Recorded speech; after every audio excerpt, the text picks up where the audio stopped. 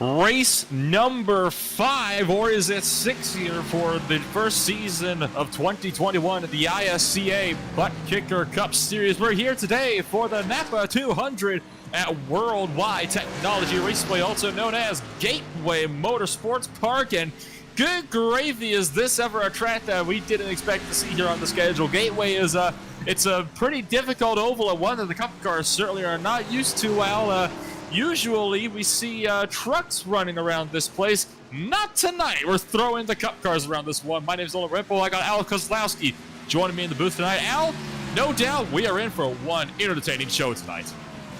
Yeah, it's going to be entertaining tonight, Nolan. That's for certain. We have a very difficult track with very little banking on this 1.2 mile track. We're going to see all different strategies, and there's not much of a track here for drivers to get away from each other. So, and it takes one driver's mistake or losing stability on their car to ruin a race for several different drivers, as we probably are going to see tonight. So far, we have Jonathan Delaney of number 13 car on practice. He's running a fastest lap of 32.219. Second place is the 50 of Joshua Schaffner at 32.234. And third is Dan Shamoon for 32.238. These are just practicing. So let's see what happens when we come down to qualifying, and definitely stay tuned for the race. 4 tire sets for tonight's race. We need 3 total changes plus the tires these drivers will start themselves on. They have to make those tires last 167 laps. Estimated fuel window in clean air will be roughly 70 laps, give or take. The track is certainly unique. Turns 1 and 2 have more banking than 3 and 4. However, 1 and 2 has a significantly tighter radius than turns 3 and 4 as well. And we were kind of watching this now. We see a lot of drivers that have been really struggling with these corners. They've especially been, pushing wide on the flatter banking over in 3 and 4. So no doubt we will be seeing a couple of incidents tonight. No doubt as a result of car-to-car contact. Yes, it's a very odd-shaped paperclip. One end it's really skinny, and the other end it's really wide. 1 and 2 is really skinny. 3 and 4 is pretty wide. What we're going to see tonight is we're going to see drivers pushing out of 1 and 2 and getting extremely loose out of 3 and 4. It all depends on how they ride. Now, they could hit their brakes too much and not have their brake bias set right and lose control in these turns as well. But we're going to see a lot of swaying and pushing and giving and taking tonight, I'm afraid. Practice is just coming to a close as qualifying gets underway. Let's take a quick commercial break. We'll be back with more action here for the NAPA 200 round number 5, the ISCA Stock Car Association ButtKicker Cup Series, right after this. ButtKicker. Feel what you've been missing.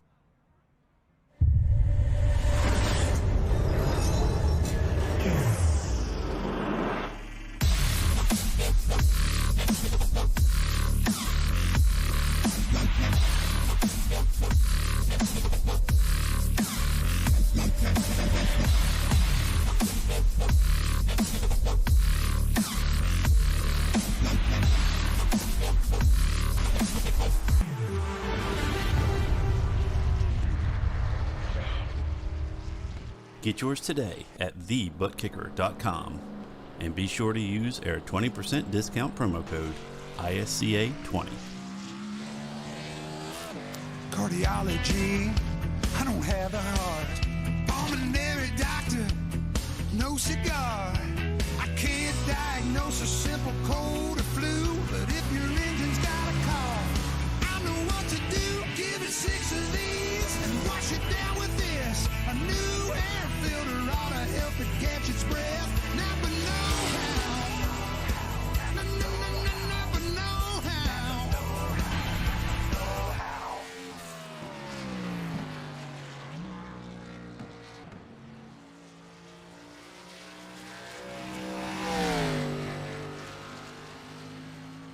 And welcome back to qualify for the NAPA 200 here for round number 5 of the iRacing Stock Car Association ButtKicker Cup Series, the race that will no doubt mark the halfway point as the tail end of the race. So far, qualifying is underway. Josh Schaffner, one of the only drivers to put a time on the board so far with their 32.215. He's on his fast lap right now, but he's already pushed down by a full 10th.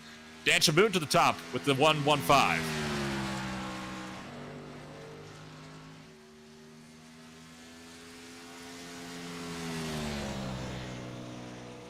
He is swiftly beaten by Jonathan Delaney with a 32.056, so he could be seen a couple times starting to break into the very high 31 range, something that we certainly did not see in practice.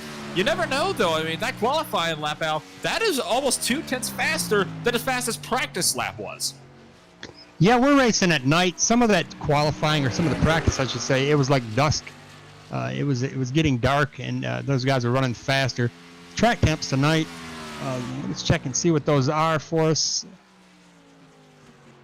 Track temps are running at 76 degrees with air temp at 74, so that's almost pretty even between those two. That can make this track, fairly loose. That's a fairly cold track, so let's see how these guys do tonight. And I'm hoping we don't have a lot of cautions because we have 160 laps we have to run here. Boyd Hogan goes third fastest with a 32.126. Hogan, of course, the defending champion from last season. A lot of competition for him to work through to try to maintain that title. At this point in time, though, with how the start of the season has really not gone all his way, it's looking like he is going to have one heck of a fight ahead of him in order to maintain that points lead going into today. Greg Wyszynski just put himself up to be 13th fastest on the boards for tonight. Well, as history shows it, I'm going to pick Jonathan Delaney to win the race tonight. He looked pretty strong in practice, and obviously he's going to be very hard to beat in this qualifying with a 32.056. So he's going to be my pick to win tonight, and I hope he breaks my losing streak that's been going on for seasons. I mean, it is a bit of a common theme with you, isn't it, Al, that if you pick a driver to win, that driver does have a tendency to experience some minor difficulties, shall we say, mid-race. If it happens, we know who to turn to. Yeah, I may be to blame.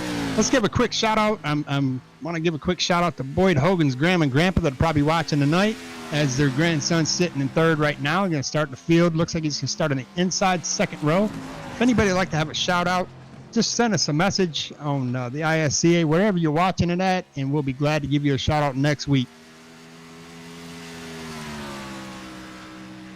Just a few seconds remaining in qualifying, under half a minute. In fact, over half the field has not even bothered trying to set a qualifying lap. Or sorry, a little under half the field has not bothered to set a qualifying lap. Only 17 cars so far have set times. Jaden Profit is still on a flying lap. He's just now crossing the line. He's the last driver to do so, and he is going to get up to a 32.870. Improves on his time, does not improve in his positioning. Qualifying is over. Let's take a good old listen to the national anthem.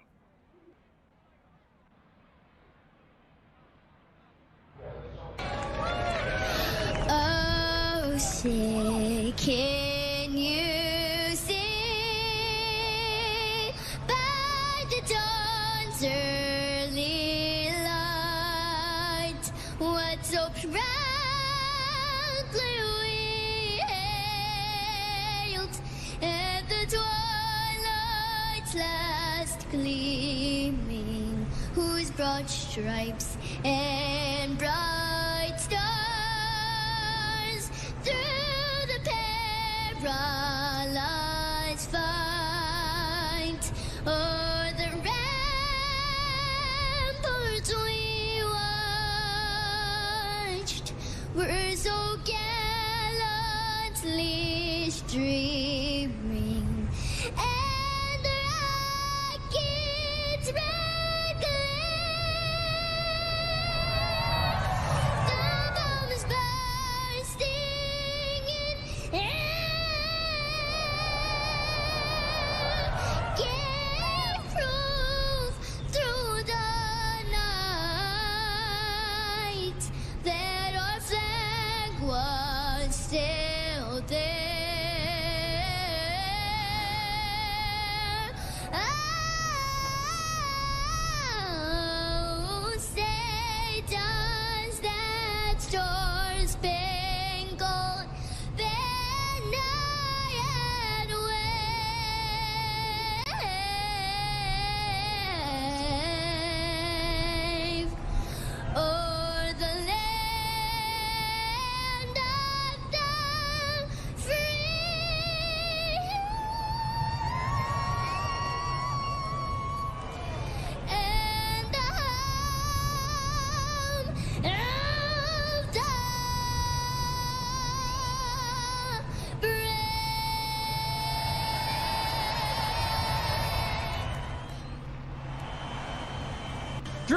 ButtKicker, start your engine!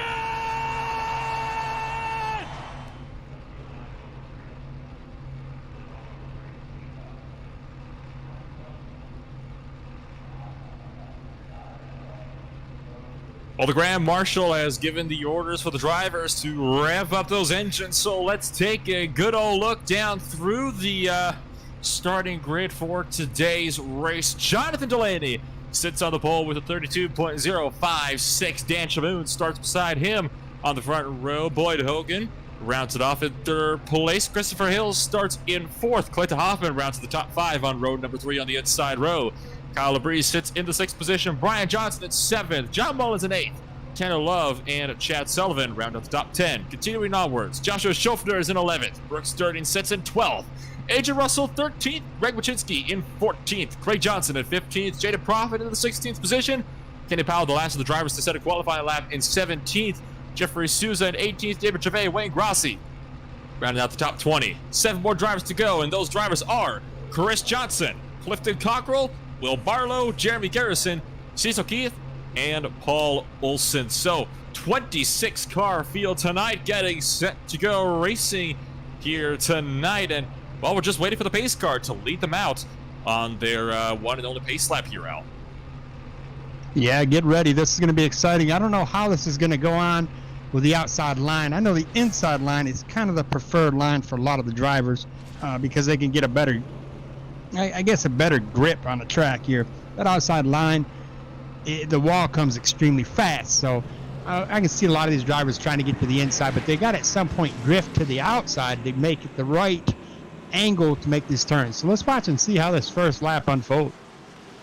A couple drivers at the back seem to be getting a little bit of troubles. Those were Jada Profit and Kenny Powell, who both laid back a little bit, probably had a bit of trouble getting their cars fired up, but they have gotten themselves moving, and the pacing line is just about formed up on the exit of turn number 2. Al, your final thoughts here as we come down the back straightaway before these guys take to the green. This is going to be a race of patience. If you don't have patience this race, you will end up on the tow truck, and that might be the fastest you'll go for the remainder of the race. So patience, patience, patience. Let's see what kind of what happens with these pit stops here. I think our fuel mileage is, I think we can go, what, 62 laps on a fuel run? What is it tonight, Nolan? Estimated to be 70 laps on a fuel run in clean air. We'll have to see, of course, what happens when these guys really start battling hard with one another. But for now, we'll get to the pit strategies later on. For now, the pace car pulls it off at a pit road, and it is all in the hands now of Jonathan Delaney. Onto the front straightaway he goes. The field bunching up. We continue to hold for just a couple more seconds. Here we go. Green flag drops. We're underway in the Worldwide Technology Center. This is definitely going to be a ButtKicker event tonight. We have a huge gap there in second place. Is side by side as Boyd Hogan's on the inside, and he takes and secures second place. Stick filed out all the way back to about the 6th and 7th positions. Brian Johnson currently side by side with Kyle Labrie down to the turn number 3 for the first time tonight. The Ford car able to pick up an easy position on Kyle Labrie and his number 51, who just barely cuts off Tanner Love in that 14 machine. So far, we are still green for the first lap of the night. I'm watching Greg Wyszynski in the number 2 car as he goes past the 50 of Joshua Schaffner, and he's riding on the inside line there. And it looks like those guys are staying towards the inside. Not many of them are trying to high side pass. And that's to be expected, Al, because of the way the banking is at this track. It is almost impossible to pull off a good pass around the outside. You really do need to have the inside line in order for something to be able to work with you. And that is because the banking is just so minimal here at this track. John Mullins appears to have had a little bit of difficulties. He's lost 2 spots and span of 1 straightaway. Appears to have had to lift off early off turn number 4 last time by to avoid hitting the wall. He's got a couple cars side by side just in front of him. Well, getting back to like Greg here in that number 2 car, he has got a cluster of cars in front of him that are battling for position. So I expect that probably will be our first group where we may want to pay attention. There may be a caution coming out of that group. Brooks Durden and John Mullins are the 2 that are side by side. AJ Russell in the 73 is trying to throw his hat into the ring as well. Diving into turn number 1 again. Russell forced to back off to avoid running over the 64 car just in front of him, but so far he does manage to keep his front nose out of John Mullins' rear, and he is looking incredibly smooth down that back straightaway. Very bumpy track surface, should note as well. This is a very old track surface as that 27 car washes way out of the racing line. Yeah, we're going to see that more and more as this race goes on. This track, like you said, is extremely bumpy. It's like driving through Atlanta in rush hour traffic right now. The only spot you do not want to be in is on the outside. If you can be on the inside, you're fine. If you're on the outside, you stand a chance for that inside car to wash up and take you out. Single file just about for the entire way through the field, except for Greg Wyszynski, who was having a look at Brooks starting towards turn 3, but Wyszynski ended up backing off early. He is hugging the rumble strips there on the inside line, and for the people that might not are a bit curious as to why you find rumble strips on the inside of the track, there is an India road course to this circuit as well. You can find the entry to turn 1 for the road course just past the pit exit lane, where the barrier separated pit road from the racing surface ends. So for those that didn't know that, well, you've learned something new. Yeah, and those rumble strips could be your best friend or your worst enemy, depending on how you hit those. I mean, you can lose control by hitting that. So I always try to avoid that at all costs and tell every driver that I'm spotting for to stay away from them, because they can end up getting your car very unstable and causing you a big problem real fast.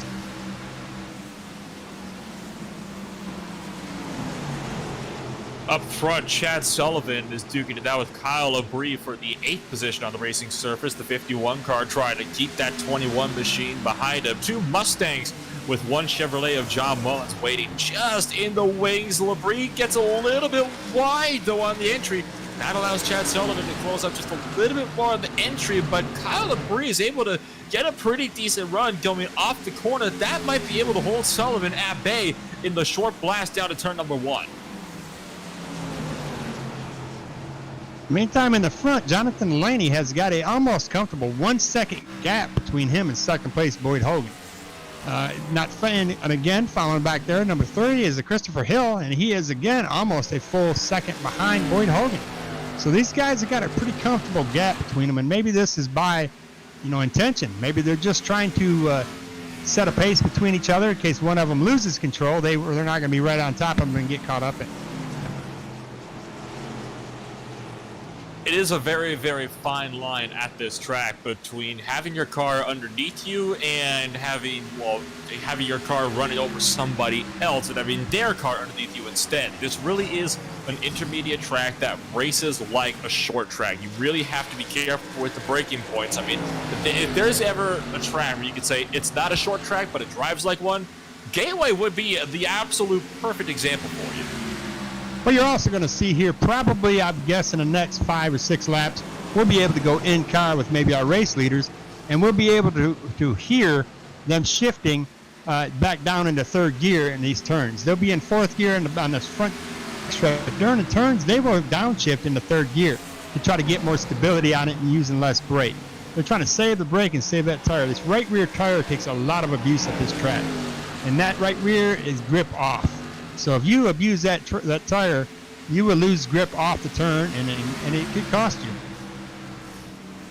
Clayton Hoffman, he's right now running in the 5th position. He's just behind Dan Shamoon. He had to lift off really early because Shamoon was just in front of him. We're talking mere inches between their front and rear bumpers. Now Shamoon is having a go at Christopher Hill for the 3rd position towards turn 3. Has a look, does not manage to be close enough in order to brake in time to make that pass work. Now, we got to remember, Shamoon has to brake earlier if he's looking for the inside lane, just because of how much harder he's going to have to slow down to make sure that he can turn in and still make the apex without washing up into Christopher Hill.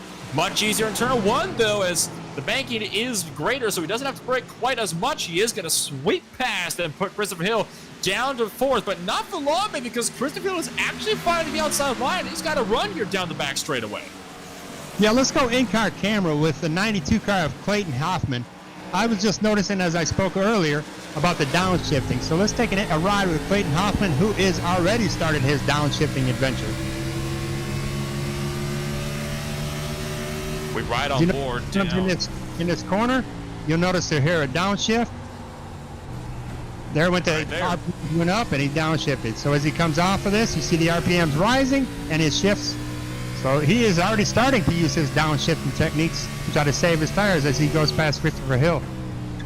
What that also does is when you're downshifting, it allows the engine to do a little bit of braking as well. So it does help him to slow down a little bit more. And it also means that with the higher revs, he can actually get a better run off the corners as well. So it's very, very smart to start downshifting early on if you need to, because that means you can get a much better drive off the corners. For example, Christopher Hill did not downshift through turns 1 and 2, and you saw how easy it was for Hopper to get right up onto him and breeze by in just one corner.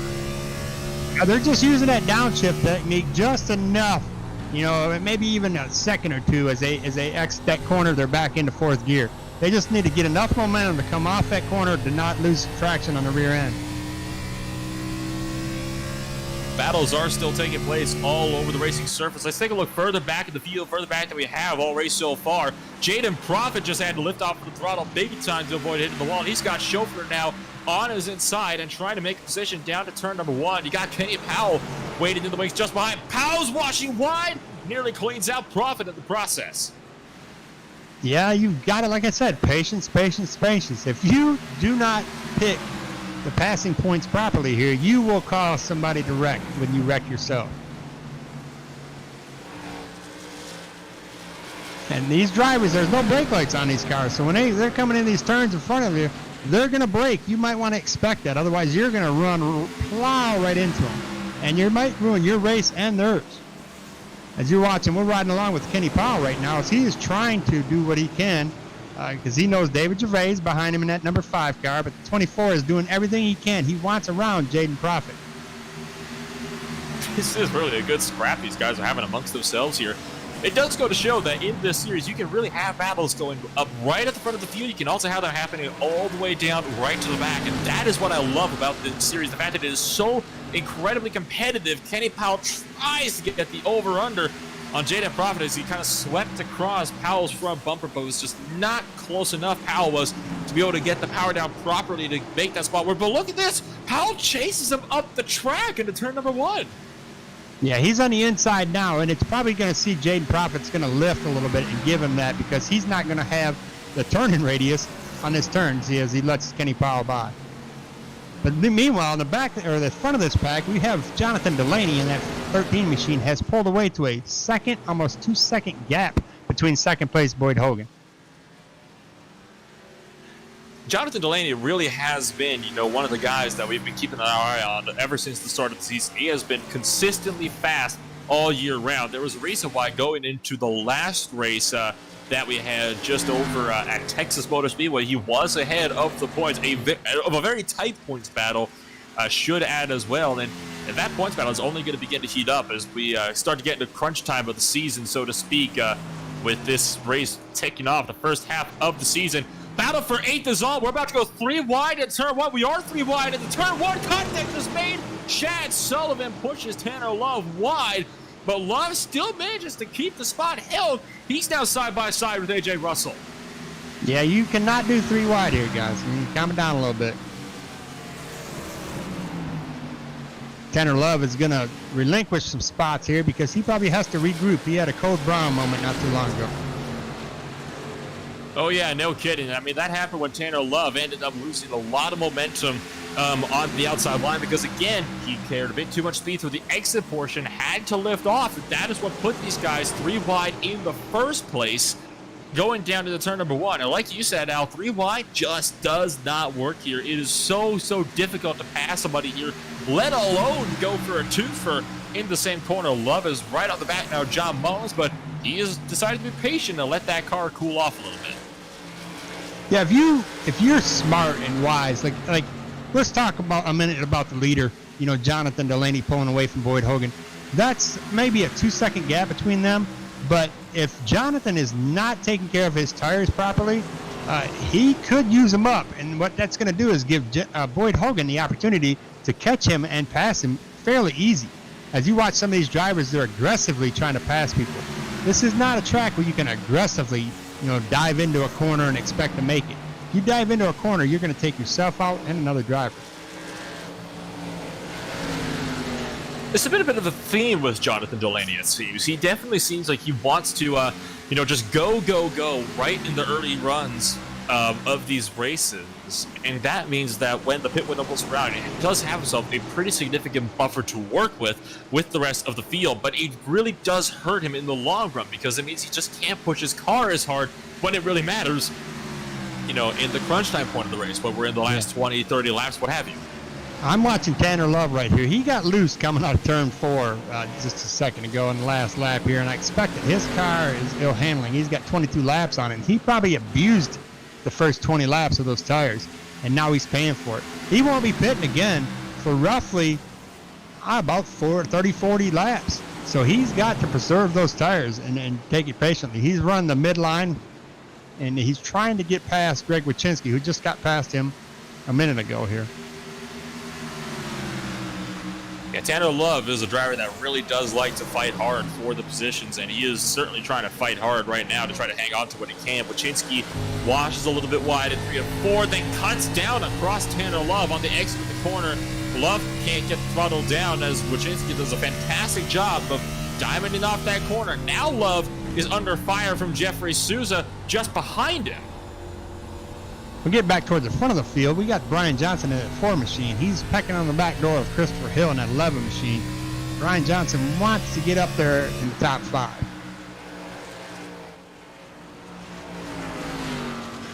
But that he does. Brian Johnson most certainly does want to get ahead of him, and he's one of those drivers that you can also expect to see make these moves a little bit more aggressively as the time comes around to it.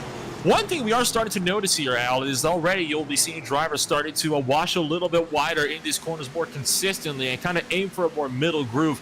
That is helping them conserve their tires because they don't have to turn as much to keep their cars down on the racing surface. Not to mention the banking is a little bit higher further up in the middle groove as well in 1 and 2, which is why they're still staying right to the bottom in 3 and 4.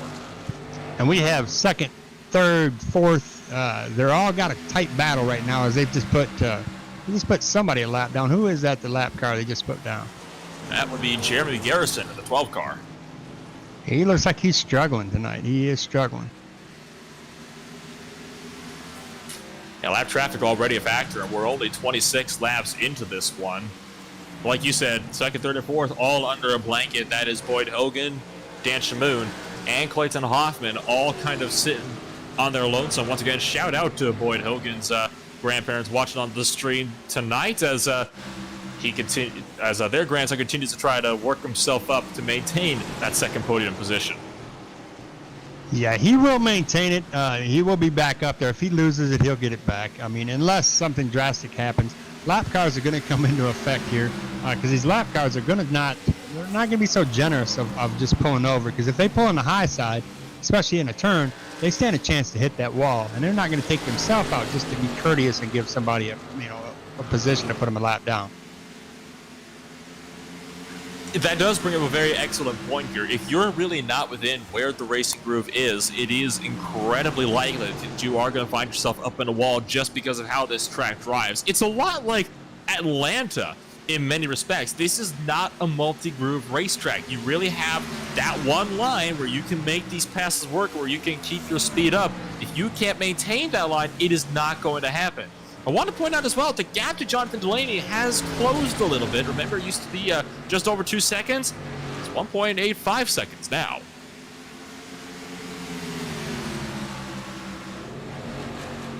Yeah, I'm watching Dan Shamoon in that 23 machine, and I think Boyd Hogan is baiting him. I think Boyd's kind of teasing him a little bit, so Dan Shamoon's getting a little upset, and he's going to try to abuse his tires to get around him. That could be a strategy that many of these drivers are using tonight. They get in front of somebody, hold them up, and then get the person that's behind them a little bit impatient, so they just try an impossible move. Like you may see Dan Shamoon trying to pass him on the outside, and that's going to cause havoc between those two drivers. But right now, Dan Shamoon, I think, is abusing his tires a little bit more than he probably should be, trying to get around Boyd Hogan, because he apparently thinks he has a much faster car. As you see him go to the inside, he tries to push in, and he just loses traction. You cannot do that. You have to be patient and pick your passes as you can get them cleanly without abusing your tires.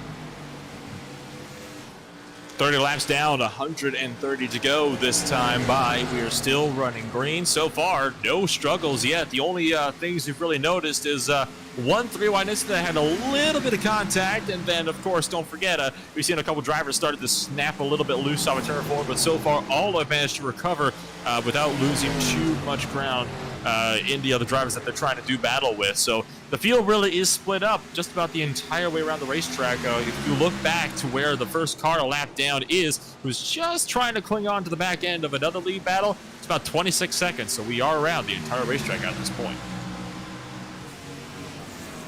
Yeah, there is quite a distance between the leader and another lap down car here at the moment. So, but the distance between first and seconds has grown. So I think Jonathan has kind of picked his position, and he wants to stay there. Let's take a ride along with Jonathan and see if he is one of the downshifting in the corner drivers.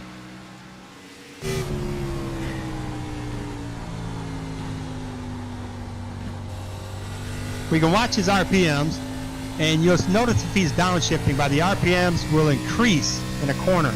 Typically they will decrease because you're slowing down. So let's watch him right quick, and you can almost hear him downshifting if he is. He is not downshifting. He is just using a brake. Boyd Hogan isn't actually downshifting either, looking back to him. So it seems like both Hogan and Jonathan Delaney are both not choosing to downshift just yet. I guess they don't want to try to maybe overwork the engines as well, because constantly shifting does really work the engines. And as the engine temps rise, it becomes more likely that you could encounter mechanical difficulties. But because Hogan is not downshifting, it's really backing him up here into Dan Shamoon and Clayton Hoffman, who are both just right on him all the time. Oh, Hogan gets a big tank slapper through turn one that time by, and Shamoon is going to finally sweep by on that inside line. The question is, will Clayton Hoffman go for the same move here? Looks like he's going to try to. Well, I think Boyd's going to let him because he's got to regroup. He used up his tires a little bit. He's got to cool him down and get him back in a circular motion. I mean, he might have a rough spot on there that can cause him to really lose some handling. But as you see, Clayton Hoffman, he gets a little squirrely on the rear of that tire, or rear end of that car too, as he comes out that corner. You mentioned the problem for this track is going to be tight in through 1 and 2, loose out through 3 and 4, and that is certainly seems to be the case here today, as that's where a lot of the kind of braking sideways moments have happened. He is off at turn 4, and that is due in part to the much flatter banking in turns 3 and 4 than there is in 1 and 2, and the reason why the cars snap loose is because they don't have that banking to help them keep traction on the floor. So instead, you got these cars that are running, what is it, like 700 horsepower thereabouts, with all the power being sent straight to the rear axles with almost nothing to help them. Boy, Dan Shamoon washed up, and that's going to give Clayton Hoffman in that 92 machine an opportunity, but Clayton gets loose coming off. And that just, you see how much that little bit of a loose and check up that Clayton Hoffman had to do. Dan Shamoon pulled out about almost a half a second from him. And so if Clayton can regroup with that, then he'll be okay. But he might want to calm it down a little bit. It's different gears these drivers are running in different cars. Whatever they can either, I think they have 2 different gears they can run. And you'll be able to notice if you go to in-car, like our leader we watched earlier, he has probably a shorter gear because his RPMs were redlining, way before he got into the turns. Some of these other drivers may be running a taller gear, and they'll be able to, keep it more under control, but they're going to be slower coming off of the corners. John Mullins and Greg Wyszynski are having their own little scrap for position number 12. Wyszynski just got by John Mullins in the rundown in turn number 1. Mullins tried to get the crossover when Greg Wyszynski predictably washed really wide across his nose, but Mullins was not quite able to get the power down. So that is going to tag John Mullins down another spot, down to the 13th position. Now that 64 car is down 5 positions from where he started in today's race. I'm watching the 73 of A.J. Russell as he's just quietly just moseying right along. He's sitting in 7th position. He's not really taking any heat from anybody behind him. He's got Brian Johnson in that 4 machine about a half a second behind him, but he is not abusing his tires. He's just taking every turn as easy as he can take it, and he's comfortably staying in the 7th position. Maybe he's kind of waiting it out, thinking there's going to be a caution here very soon. or he's going to have to pit, because we should be seeing pit stops. My guess, somewhere around the 55-ish range. Well, I mean, judging on the tires, I think that would kind of be a safe bet. I mean, a lot of these drivers might be using close to all 4 sets of tires, and this is one of those tracks where the differences between fresh tires and new tires are going to be incredibly apparent. Kyle Labrie almost scraped the wall, came probably within barely a fit a sheet of paper between the two of them. No doubt that was a hard stop moment for the number 6. Yeah, that was definitely what we like to call the code brown right there. I thought he was going to the inside wall. AJ Russell, as I was just bragging about him, he starts to get a little squirrely on the back stretch here. We got to remember, these guys are coming into these turns. They're going 170 miles, 170-some miles an hour, and then they slow way down to just a little bit over 100 miles an hour. As they come off the corner, they're already accelerating to go from turn 4 all the way into turn 1 here at 175 miles an hour, to where they got to slow back down to 100 miles an hour. That is a lot to slow down that car with that much weight on it. You know, slow it down 70 miles an hour in a very short distance. So we continue to watch this battle for 5th and 6th unfolded between Christopher Hill and Kyle Labrie. I do want to kind of, agree with the point. I mean, these cars are incredibly heavy, 3,500 pounds apiece. They are certainly not light beasts, that is for sure, especially with the fuel load that's going into them. And that is definitely something that really hurts them with the braking distances. They're having to brake 50 miles an hour just for the front stretch to turn 1. Then they have to brake about another 30 or so through turn 1 before they hit turn 2, so they can manage to keep the car going while braking, which really damages those tires as well, because these cars, they do not like it when you turn while they are braking. Paul Olsen is down on the apron, though, in turns 3 and 4. I believe he clipped the wall a few laps ago, and now he's coming into the pits. Well, that's going to be the safest way to enter the pits, is on that road back there. You don't want to try to come off of turn 4 and try to go right into the pits. You will not make it. You'll meet the wall by accident. But getting on your point with the fuel run, the lighter these cars get, aka the less fuel they have, the squirrelier they get. So we should be seeing these guys getting some kind of action with the side-by-side or sideways and hitting the wall and all that coming up here really fast, because they burned through half their fuel already. Oh, absolutely they have. Pit Road is a bit of an interesting story, isn't it? Because you do have a couple of areas where you can really kind of get down there. You got that pit access road in 3 and 4, and then you have a bit of a concrete strip right on the exit of turn 4. I would honestly be shocked if we saw somebody trying to pass or trying to enter the pits on that concrete strip, because with the way these tires are going to be shot, you'd be having to slow down to probably about 50 miles an hour or less, all while turning extremely tight to make that barrier work. It would cause an accident. Yeah, we're not going to see anybody foolish enough to try that. I just watched Kyle Labrie in the 51 machine as he comes by and takes 5th position from Christopher Hill in the 11 machine. Let's go ahead, Nolan. Let's take a commercial break real quick before we get pit stops out of the way. ButtKicker. Feel what you've been missing.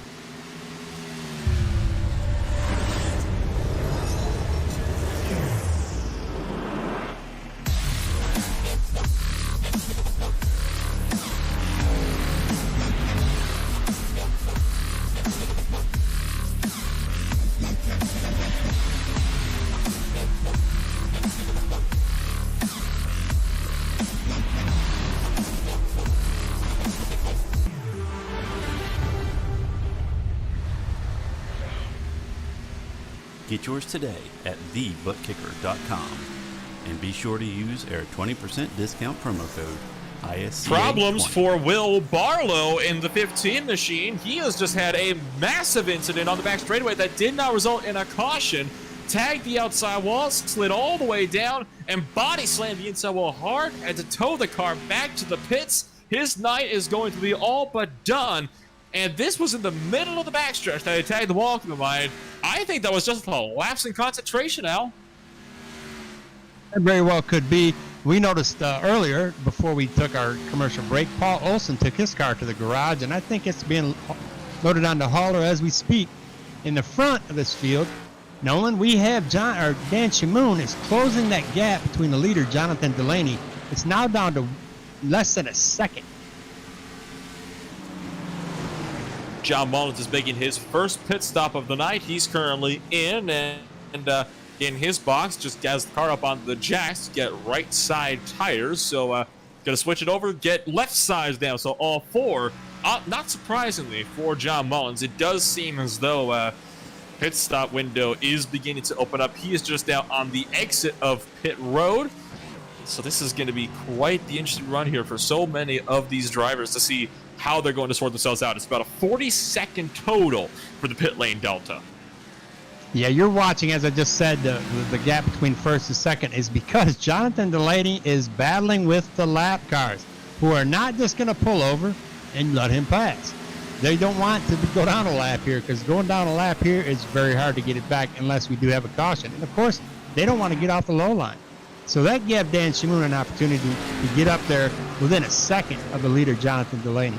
But it's a consistent 3/4 of a second. I mean, he's not gaining anything on him because he does have to battle the lap cars right now. I think it's the Cecil Keith he's trying to get around right now. Well, cancel my statement about how Will Barlow will pretty much be done for the night. He has just re-entered the racing surface, just a little ways ahead of your race leader here, Jonathan Delaney. Dan Shamoon right now just has one lap car between himself and the leader, and that is Jeremy Garrison, who moves way up high. Lets your second place driver by, gonna let the third place driver by, as a matter of fact, as well. The gap between first and second used to be up to about 2.25 seconds. It's down to just 1.14 seconds now.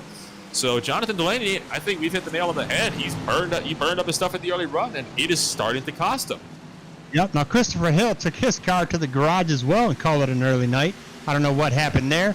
If he was just getting frustrated because his car wasn't handling the way he needed it to, but he took it to the garage and called it a night. That's going to certainly play a toll on his points. I mean, this was our second place finisher last week.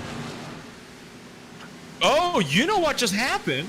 I'm looking at it right now, and we need to get a replay of this if we can. Down the front straightaway, he had a technical problem, Al.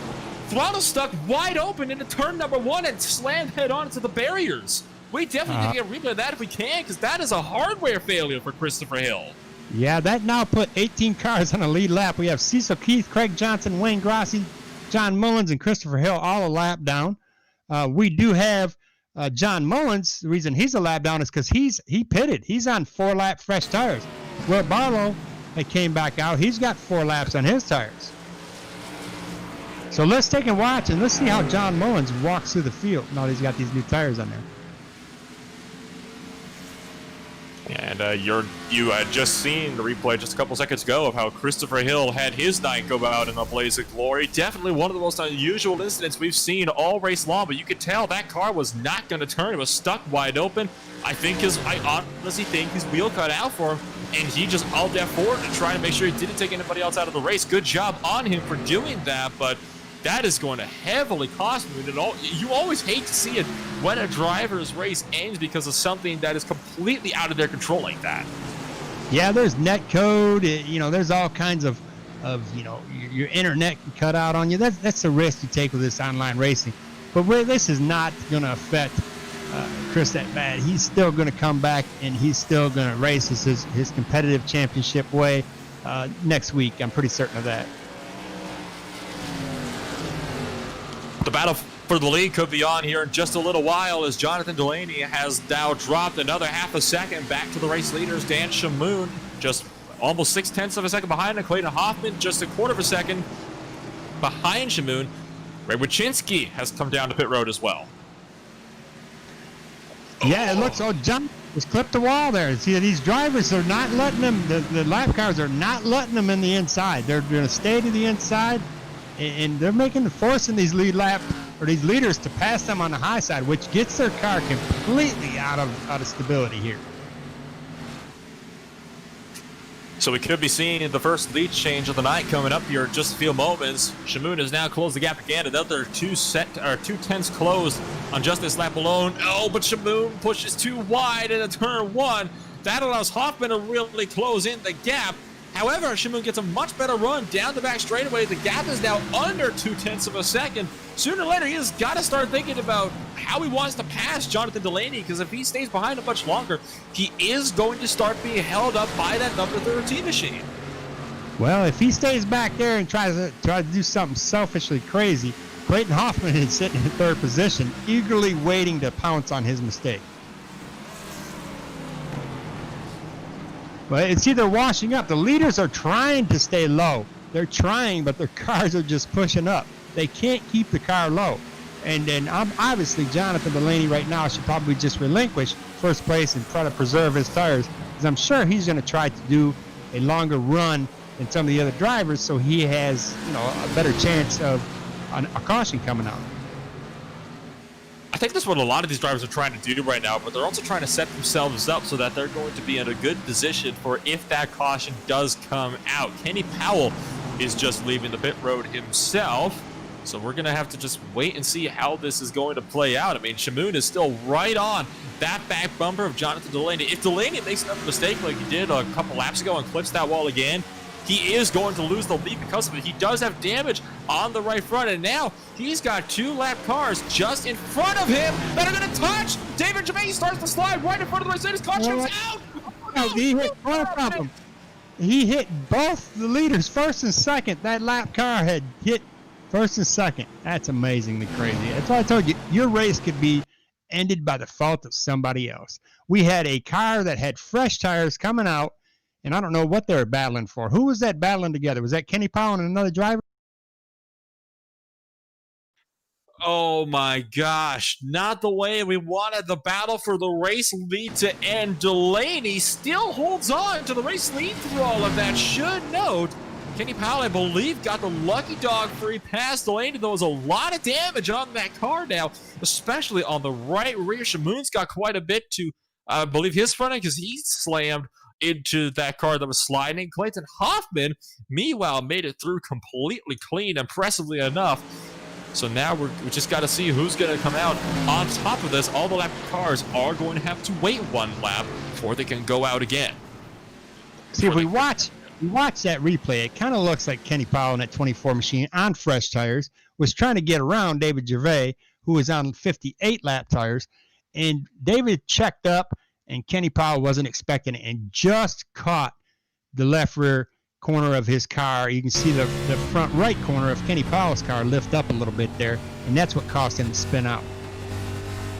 Oh, that's exactly what happened. And I mean, I cannot blame Kenny Powell for that one. I mean, he is on fresh tires. The car behind him probably should have expected that Kenny was going to try to go for that move, but unfortunately, it was just a little bit of miscommunication that ended up with your race leaders getting caught up in the middle of it. Delaney leads the charge out of pit road. He did not fix any of his damage, Al, so he is going to be starting in the lead with a broken race car if he does not come down to get that damage fixed again. So this is going to be really critical here, this restart for that 13 machine. Yeah, we're watching these pit cycle through here. I don't know how much damage that Jonathan had. Let's see if we can maybe take a closer look at his front end, see how much damage he's got.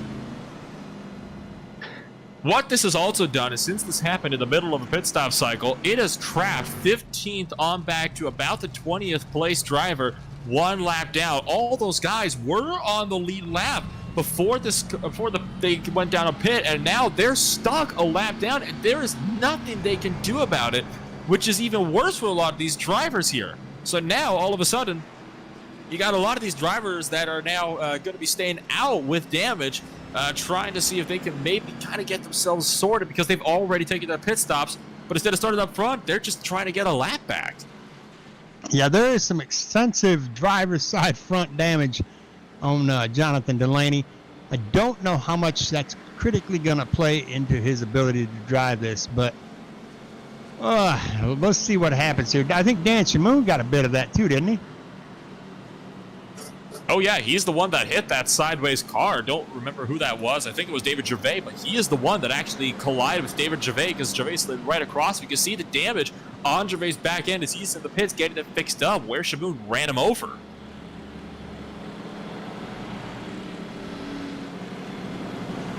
Yeah, I'm looking at Chamoon's car. I don't see a whole lot of damage to that thing. He got lucky. I see more damage on Jonathan Delaney than I do on Dan Chamoon here. And that's actually really surprising me because I did see Delaney kind of sweep by, but he clipped the inside wall, got tagged on the back end by Gervais. Chamoon definitely slammed into David Gervais because you can see the damage that Gervais got from it. I think the iRacing gods here have really blessed Dan Chamoon today to be able to get that car out of that mess clean. He might be able to go for the race lead here if that damage to Jonathan Delaney affects his handling. Well, yeah, but if Jonathan Delaney and Dan Chamoon have that damage, the person that was in third that seemed to steer away from it all was Clayton Hoffman. And Clayton Hoffman was seriously closing in on Dan Chamoon. So let's watch as we do a restart here.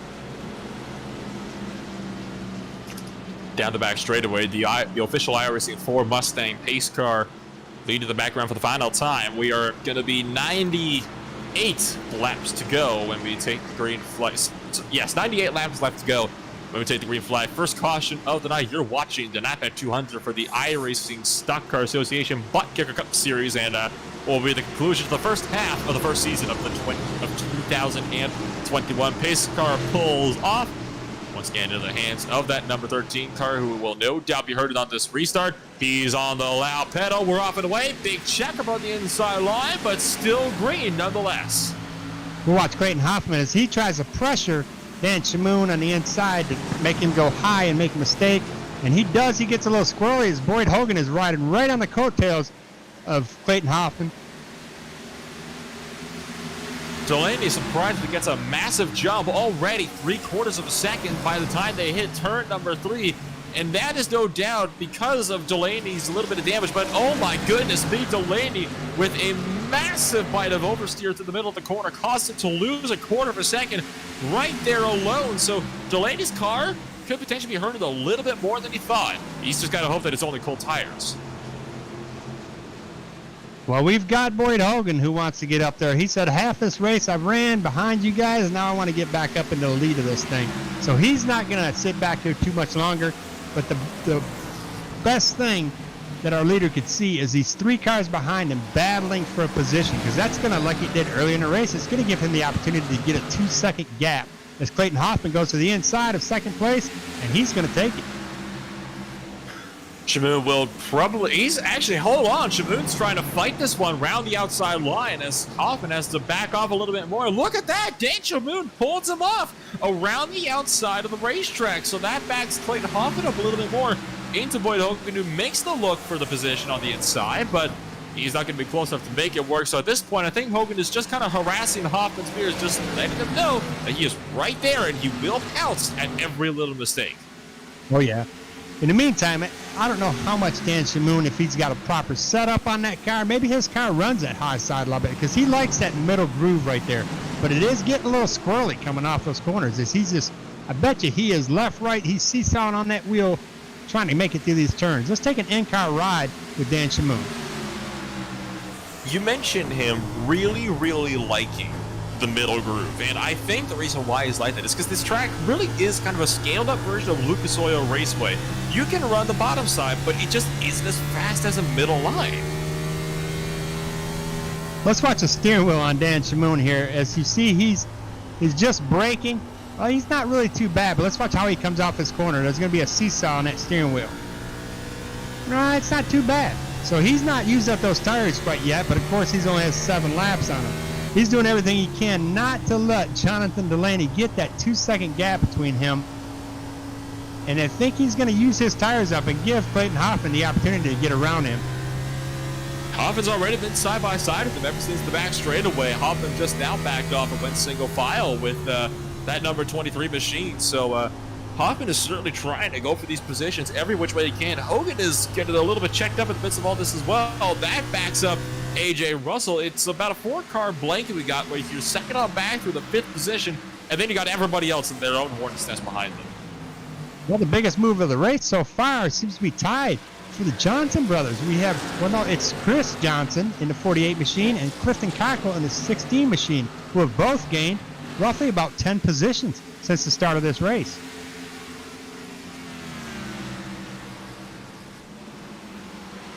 Indeed they have. I mean, all three of those combined are the biggest movers of the race. I guess the big one here is Jeffrey Souza, who's up 10 spots, didn't even qualify. He was the first of the drivers that did not qualify going into today, and he is now up into the top 10. A place where we don't often see that number 29 machine. Usually he's more of a midfield runner, so good job on Jeffrey Souza for being able to work his way out there, although he did just lose a spot to Tanner Love. Yeah, we're watching A.J. Russell in the 73 machine. He is kind of wondering what are these guys going to do in front of him. I mean, they're like about a half a second apart of each other, except for Boyd Hogan and Clayton Hoffman. Are they going to try to press it? Boyd is he's doing everything he can to keep that car under control.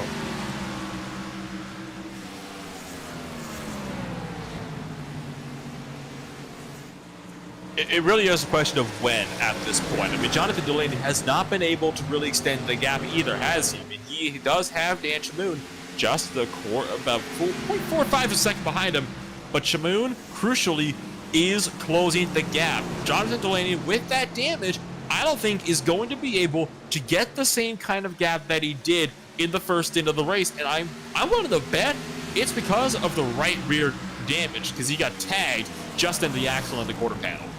Yeah, he's having a problem here. I'm watching the fight between Brian Johnson, who's in 9th, and Jeffrey Souza, who is in 10th, who wants 9th position. And he is pressing it pretty good. Jeffrey Souza is pushing those corners a little bit more than he probably should. And he's probably abusing those tires, so he may want to calm it down a little bit, or he's going to meet a record.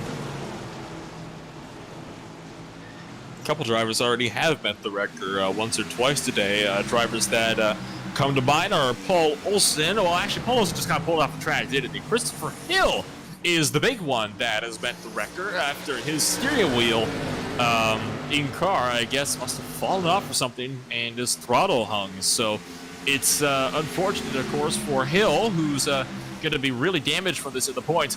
The battle for the lead, though, is extremely tight. Shamoon trying to look for the outside now, trying to cross back over to get the run on the inside.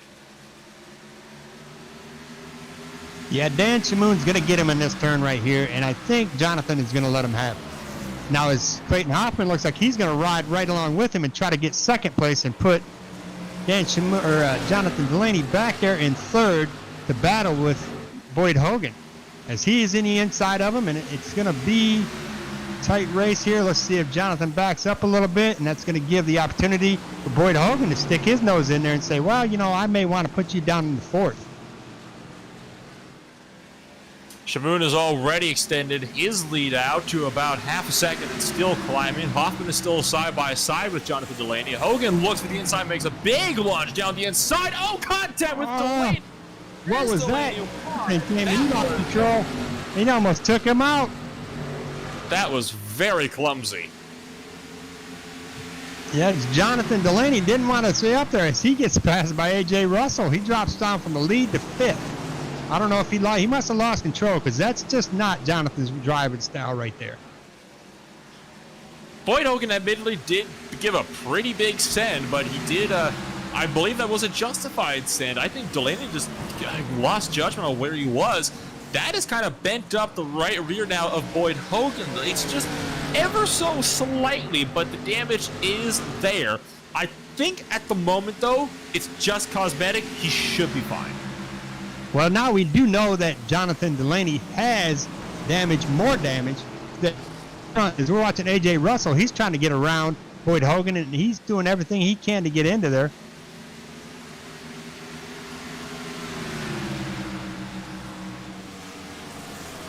Let's watch and see how A.J. Russell in that 73 machine, if he can patiently wait this out. I mean, he has to patiently do this, otherwise Boyd is not going. Boyd's a meticulous racer. I mean, he definitely knows how to make somebody that's following him abuse their equipment.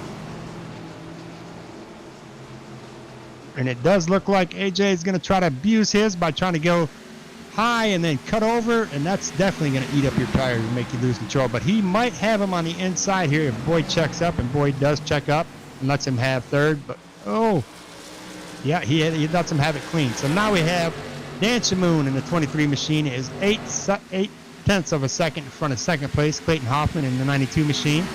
A.J. Russell just took third place from Boyd Hogan. moving Boyd Hogan down into the 4th position. Jonathan Delaney still sitting in 5th, and Kyle Labrie sitting in 6th. Chad Sullivan and Brian Johnson are a couple drivers that are looking a little bit close for 8th and 9th in their own little pocket. As I say that, Jonathan Delaney just is about to lose a spot here to Kyle Labrie. Labrie tried to have a dive into turn number 3. This is to put Jonathan Delaney outside of the top 5. The damage on that 13 machine is really hurting them. I think it is just so apparent now as to what is happening to that 13. I am extremely impressed with the driving of A.J. Russell tonight. He started outside the top 10. He's now steadily sitting in 3rd, and he's kind of trying to find his way into 2nd. I think A.J. Russell wants to lead this race before it's over. He is now tied with Chris Johnson and Clifton Cockrell for most spots gained in the race, and that is 10th. So now A.J. Russell could typically be classified as the quote-unquote hard charger of tonight's race at the NAPA 200.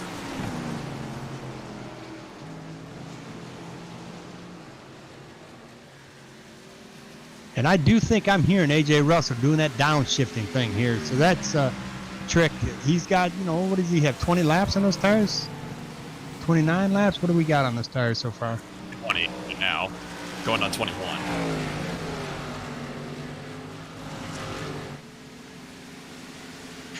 $80 down, 80 to go, halfway in the NAPA 200 here for round number 5, the Iverson Stock Car Association ButtKicker Cup Series for the first season of 2021.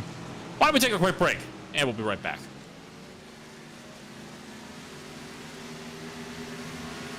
ButtKicker.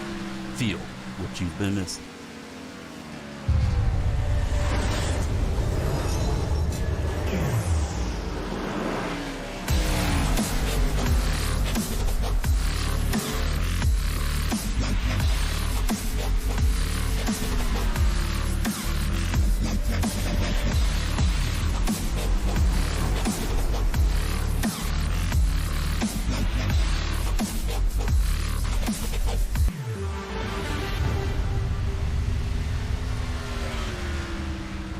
Get yours today at TheButtKicker.com and be sure to use our 20% discount promo code ISCA20.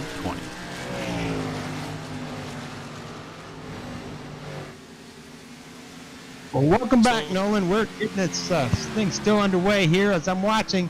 I'm just keeping an eye on A.J. Russell and Boyd Hogan here, and I'm noticing that Boyd, he's just staying in that middle groove there, and watching A.J. Russell, he's kind of sliding up, and I think he's using up his equipment. So I would foresee that Boyd Hogan is going to close in on A.J. Russell and get back to 3rd position, because I think A.J. Russell is just abusing his car trying to stay in 3rd right now. It's a mistake that a lot of drivers make, Al, where, you forget how long you actually have left in the race, so you just immediately start pushing really, really hard, really, really early, completely forgetting that, oh, wait, we still got like an hour of racing left to go, and it just really comes back to bite you. I think I agree. That is what Russell is doing right now. Hogan, we've known him to be nice and patient, but he can really put the power down when he wants to. Right now, he's not doing that, Boyd Hogan. Yeah, he's patient, and as we watch that, our leader, several laps ago, Jonathan Delaney, has got some heat from Brian Johnson and Tanner Love as they're trying to push him down into 8th. And for those that are just tuned in, Jonathan Delaney was caught up into the first caution of the night, where David Gervais was spun sideways by Kenny Powell and just barely got clipped in the right rear, and that sent him into a short graze along the inside wall. But it has been enough to really damage that car, and in fact now he has gone from leading just about every green flag lap of the race so far to being dumped outside of the top 5, and he looks like he might be about to be dropped back down another 2 spots to 8th if Tanner Love doesn't lose it behind him first. Yeah, he went from leading this race by almost 2 seconds to being 5, almost 6 seconds behind the lead. So it looks like Brian Johnson and the 4 machine is going to get to the inside of Tanner Love, and that's what he needed. And that puts him into the 7th position. Now he can set his sights on Jonathan Delaney and get himself up into the 6th position. Jeffrey Souza is still on a very hard charge as well. He was just in a scrap with Chad Sullivan. Souza tried to go for the inside, didn't quite work out for him. They're also slowly beginning to close in the gap to Jonathan Delaney. So we could see 5 cars under a blanket here if these guys don't get by Delaney soon. Well, we have lap cars these guys are dealing with up here in the leaders, the first through fifth. They're all got to deal with the lap car, and we see how that played out the first segment of the racing we had here. So let's see what happens here. This lap car, Boyd Hogan is trying to get around it, but patiently picking his right time to do it because he does not want to, get that driver to get a little squirrely and take him out of this race and put a nail in his coffin. I find it interesting as well how instead of it being lead lap cars tangling with lap cars, it was 2 lap cars that were tangling with each other over a bit of a miscommunication, with one of them being on fresh rubber having just come out of the pits, the other one still being on about 50, 60 lap old tires. So it's certainly not a situation you usually see, and the leaders just happen to get caught up in the wrong place, wrong time. But so far, the leaders have been doing a great job at getting by the lap cars. The lap cars have been doing a good job at cooperating as well, for the most part at least. Yeah, this was just the first caution we had was an incident of, fresh tires, old tires, miscommunication. Looks like John Mullins, he parked his car and took it to the garage. Yeah, John Mullins parked his car. He is now 14 laps down on the docket tonight, so he has been stopped for quite some time. I believe he just kind of had enough, and he took that machine to the hauler. He parked his machine coming up on about 10 minutes ago now, so it's another driver that is going to no doubt be tumbling a bit further down the timing the standings stand, I guess. Well, the front of the field, we have it Ford. Second place is Chevy. Third place is Toyota. And they're the same kind of a pattern here. Ford, Chevy, Toyota. Chevy, Ford, Chevy, Chevy, Chevy, Ford, Ford, Ford. So we've got a little pattern going on if we continue the race like this. Dan Shimoon is rolling around in that Ford Mustang. And he is a second and almost a second and a half in front of second place Clayton Hoffman, who is in a Chevrolet. Jonathan Delaney, I think, just scraped the outside wall again, because here comes Brian Johnson side by side with him into turn 1. Johnson gets a little bit loose on the front end there as he entered turn 1, but managed to still maintain a clean gap here between himself and that number 13 machine. Still has his quarter panel in there. I think, yep, there it is. Jonathan Delaney lets off, lets Brian have it.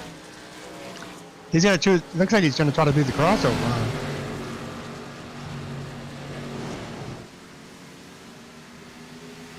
It doesn't really surprise me. It's a very popular move to do, and that's exactly what Delaney is trying to do. Look at how close he gets down to that front straightaway.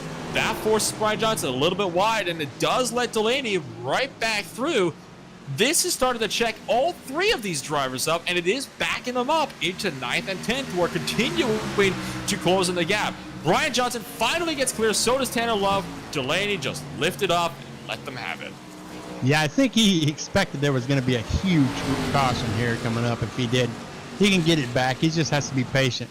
He's going to try the high side, and it looks like Tanner Love is going to try to put a block on him. But Tanner Love's looking on the inside of the 4 car here, and he might get it in the turn, and that's where Jonathan Delaney will ride right on his coattails around as they get extremely close door to door coming off this turn. Oh, Delaney sorts of loose the man to correct that tank slapper. Gosh, boy, Jonathan Delaney has hurt that car bad in that wreck. I mean, he's drivability is in the toilet right now, I'm afraid. But Brian Johnson still trying to fight Tanner Love around the outside. He was not able to make it work, but now Love is going to have to go a little bit more on the defensive. Brian Johnson is really all over the back end of that number 14 machine. Johnson is going to chase Love up the track. Delaney looking for the inside, potentially. Chad Sullivan is now within striking distance of these drivers here. Well, we're going to see if these guys keep racing like this. There's going to be a caution. Brian Johnson kind of loses it. He gets sideways, and he's just going to really backpedal now. Tanner Love gets a little squirrely coming off that, and this is, yeah, Brian Johnson clips the wall, and this is putting Chad Sullivan, he likes what's going on in front of him, because he can just move on up in there and take position, because these guys have abused their tires trying to stay 6th, 7th, and 8th.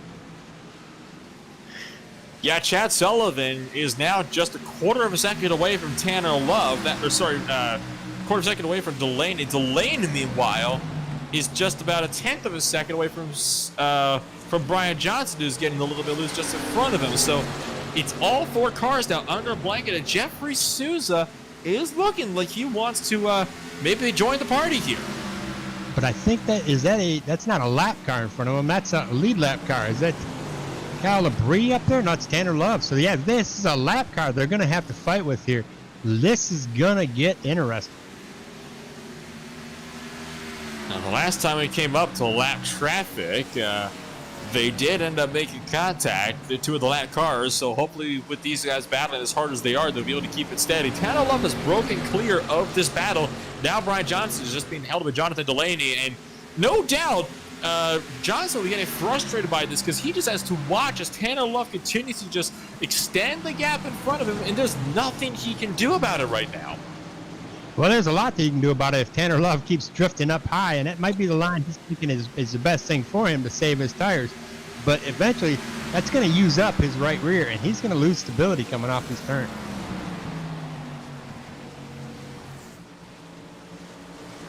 This is some proper good racing here. I mean, it's like I said at the top of the broadcast. I mean, if there's ever a track that races like a short track but isn't one, it is the Worldwide Technology Raceway, or otherwise known as the Gateway Motorsports Park. And I mean, these guys are showing the near. You got to make sure you hit your marks every single lap, because every mistake costs you valuable time. Tanner Love is really proven this year because he could have run away with this by now, but he is still having a hard time keeping these guys at bay. Brian Johnson up the inside of Delaney into turn 3. Delaney might give it to him, but what's going to find it? Keep it down. If he pushes up into him, it's going to be a wreck. So now the 21 machine of Chad Sullivan, he needs to get behind the 4 machine of Brian Johnson in order to make this turn. Here comes the lap car. Oh, he's going to push up, and he just almost touches him. If Brian Johnson can use that lap car as a pick, oh, Delaney just catches the wall. Chad Sullivan goes around him. And so does Jeffrey Souza in that number 29 machine, who's going to put himself up into the 9th position. Now, so all of a sudden, Delaney's on the bubble spot for the final spot in the top 10. Chris Johnson has managed to reel in this gaggle of cars as a result of all of that battling. Now they're getting their way by Will Barlow. Brian Johnson's on the inside of the 15 machine right now. And soon it will... oh, whoa! Big check up there from the lap car. Here's the scrambling. Now you want to stay away from those lap cars. Now Jonathan Delaney is just... he's stuck. He's got to get around this lap car best he can if he's going to stay in the top 10. He does manage to get past this lap car cleanly, so now all he's got to do is continue to battle with Chad Sullivan in that number 21 machine just up the road, and Jeffrey Souza, who's also looking to fight as well. Souza is chasing Sullivan kind of up into the middle groove of the track here. Sullivan's going to go right up to the wall. Souza is going to slot back in line. This is some proper good racing here that we're seeing. Yeah, these guys need to keep this focused for about another 20 laps. And then if they do that, this next pit stop, quite frankly, could be the last one if they don't have another caution. It will. I mean, this will be the last pit stop we see. This could very well just end up being a 2-stopper race for a lot of these drivers. We're kind of going now on to about 40, I want to say about 42 lap old tires. 43 is kind of the average for a lot of the field. You do have a couple outliers, like Will Barlow is running 53 laps on his tires. Other drivers have pitted earlier, so they're only running about 41 laps on their tires. But it is kind of hanging around in the low to mid 40 lap range right now, all around the track on the tire strap. Yeah, we're watching the leader up here, Dan Shamoon, is still getting a comfortable lead in front of Clayton Hoffman. So he's kind of managing his tires properly, and he's I guess he is methodically picking the right areas to pass these lap cars as he puts the 2 of Greg Wyszynski down a lap. Oh, he puts Greg Wyszynski, down 2 laps.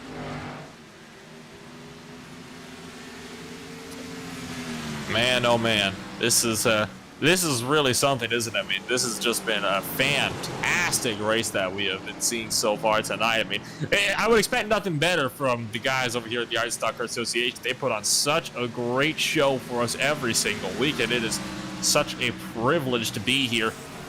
Battle for P7 is still looking hot. Sullivan just went a bit wide and lost some time up to Brian Johnson. That allowed Jeffrey Souza to close up a little bit, but Souza has to let off to avoid running into the wall, and that allows Johnson and Sullivan to start to pull away from each other.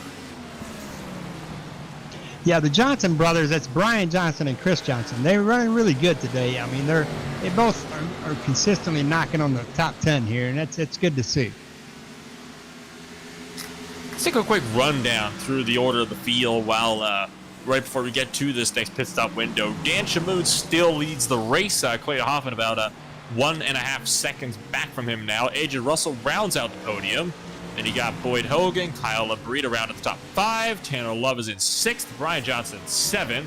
Chad Sullivan is in 8th. Jeffrey Souza has just picked up 9th. Chris Johnson is in 10th. He just picked up a spot from Jonathan Delaney. Delaney is now down to 11th. Cliff Cochran 12th. Jada Prophet 13th. Josh Schofinger 14th. Kenny Powell, I believe, rounding out the list of cars in the top 10. Boyd Hogan is coming down to the pits at the moment as well. David Gervais first in the cars a lap down. Then comes Brooks Durning, Craig Johnson, Cecil Giet, Greg Wachinski, Wayne Grassi, and Will Barlow. Jeremy Garrison is still out at the track. John Mullins, Christopher Hill, and Paul Olson all have since taken it to the haulers. Well, it's an interesting pit strategy for Boyd Hogan. I'm thinking that he's probably thinking it's going to go green all the way. And right now, if he pits, that could be a huge disadvantage to him because these drivers, they're going to be on, they're going to be older tires right now, like 47 lap older tires. But if they pit within 13 laps, they're going to have 13 lap fresher tires than Boyd Hogan does at the end of this race. It is an interesting call from Boyd Hogan to come down this early. I mean, usually he's one of those drivers that really likes to stretch his tires out as far as we can go. We don't often see him stopping early like this, so we'll have to see what his strategy is. And if it gets to the win, we could ask him more about it in the post-race show later on today. Chris Johnson has officially taken the title of most spots gained in the race. He's gained 12 from where he started. That will most likely fall back down to about 11 or so once the pit stop cycle through and Boyd Hogan passes him again. Granted, a caution does not come out within that time. And we like to talk about the biggest gainer. Let's talk about the biggest loser right now. And it looks like that would be a 13 to Jonathan Delaney. He started on the pole, and he is just barely holding on to the top 10. We're, of course, talking about drivers that are still running in the race. I mean, you are correct. Jonathan Delaney has dropped 9 spots where he started today. Really, one of the only drivers on the lead lap that has actually lost positions, believe it or not. Everybody else on the lead lap is in the green except for him. That is how badly that damage caused by that first and so far only caution has damaged his car. The Wayne Grassi come down and got some fresh 4s on his, and it looks like right now we have Joshua Schaffner. He's on pit road getting some new tires. Who else we got coming down pit road here? Wayne Grassi, I see coming out of his pit box. I believe that is looks to be just about it for the time being. Now Boyd Hogan came in and got some fresh tires, and that dropped him down to the 14th. What he's doing right now is he's working himself through the field so he can get up to Dan Shamoon and get himself back on the lead lap. What he's also doing is making sure that you can try to pick these cars off and continue to let the lap times tumble. So maybe he's trying to do a massive undercut here on Dan Shamoon to put himself up into the position where he can maybe get up there and potentially be ahead of Dan Shamoon, already significantly closer by the time Shamoon comes out of his own pit stop. I want to point out that right now the lap times between the two of them, almost 2-second difference. Caution is out, and that has just screwed Boyd Hogan over. Yeah, really. Well, he's not really screwed because Boyd Hogan only has 4 laps on these tires, and he gets a wave around. So he's not going to be that screwed. He's going to be back on the lead lap here. What in the world happened to bring this one out?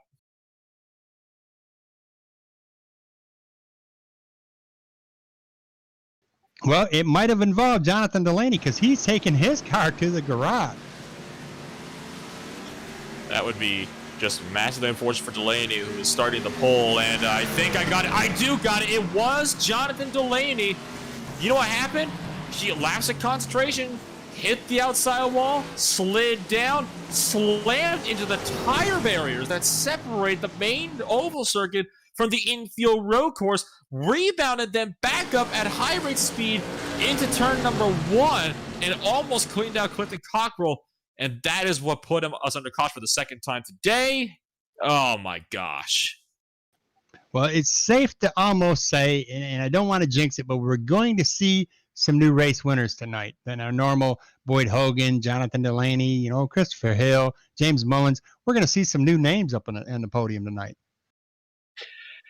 Well, Boyd Hogan did just take his wave around Lucky Dog to get back on the lead lap. The problem for Hogan, he was gambling that there wouldn't be a caution, that this would go green to the end, and that he was able to leapfrog a good portion of the field and maybe end up close to the lead, if not in the lead. The problem is, while he is on fresh tires and doesn't have to pit, yes, the problem is that he's going to be getting an end-of-the-line penalty anyway because he's the Lucky Dog car. He has to start from the back end of the cars on the lead lap. He's got to work his way through the entire field now, who are all going to be on 4-lap fresher tires than himself.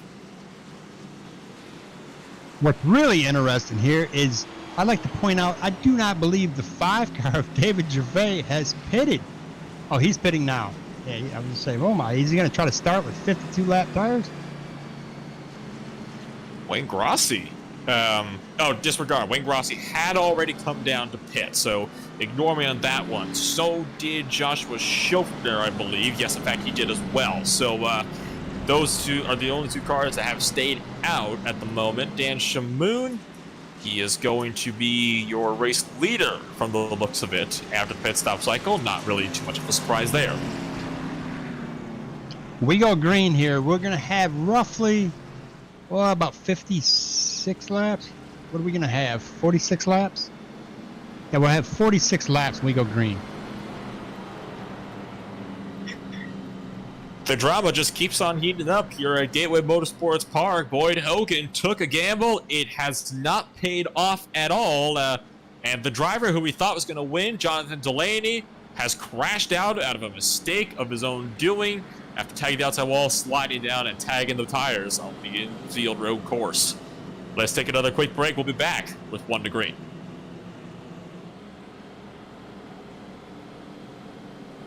ButtKicker. Feel what you've been missing.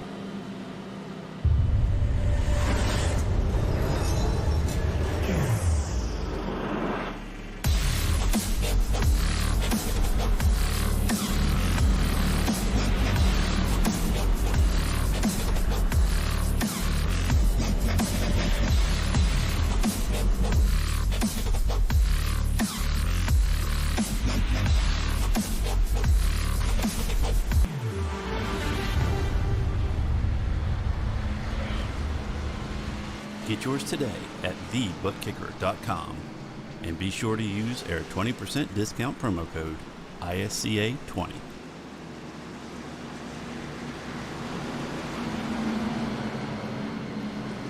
Well, welcome back. As we did that lovely commercial, we're going to see how well Boyd Hogan can start in the 13th position and work his way through the field. Once he gets to the front, he's obviously going to have some not only, what is he on, 4-lap older tires than everybody else? 9-lap older tires. So he's going to use up his tires to get to the front, while Dan Shamoon, Clayton Hoffman, A.J. Russell, Tanner Love, Kyle Labria, and Chad Sullivan's worked his way up into the 6th position. Congratulations, Chad. Welcome to the front. They've all got fresh tires, so it's going to be hard, very difficult for Boyd Hogan to win this race. But it might be a Cinderella story here. I've seen it happen before. Maybe we're going to see it happen again. Boyd Hogan may come from the back all the way to the front and win this thing. Let's stay tuned and watch. Dan Shamoon on the loud pedal very early this time. Hadn't even exited turn 4 well before the green flag drops. He is off and away, already clear of Clayton Hoffman before they even hit the start-finish line. But already Shamoon is forced to back off, and look at how much speed Clayton Hoffman gets into turn number 1 with the more dominant run around the outside line and kind of diving off the corner. He is now right on the back of Dan Shamoon and is really looking to take that lead away. Yeah, there's a lot of air coming off the front end of Clayton Hoffman's car. If he doesn't back it up just right, he could end up losing it. He is giving a lot of pressure here. Dan Shamoon does all he sees in his rearview mirror right now. There's less than a tenth of a second between the two of those. Tanner Love for third here. He's battling with AJ. Oh, Tanner gets a little piece of AJ Russell's left rear quarter there. At this point in time, we are going to be not pitting anymore until the end of the race, providing that there aren't any more cautions. But if this runs green to the end, we will not be seeing any more pit stops. This could very well be a 43-lap sprint right down to the checker flag. Dan Shamoon still trying to work something out here with Clayton Hoffman, still trying to see if he can, or Hoffman's trying to see if he can get the battle going. Shamoon slides up just a little bit. Hoffman diamonds off the corner once again, right on the tail end of Shamoon, all the way down the back straightaway.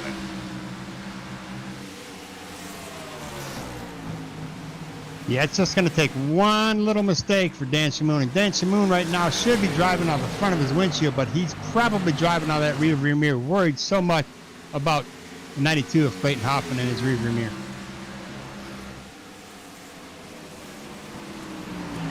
It's turn one again. This time it's Hoffman that starts to run a little bit wide up the track. That is not going to help that 92 machine in his efforts to try to reel in the 23 car of Dan Shamoon.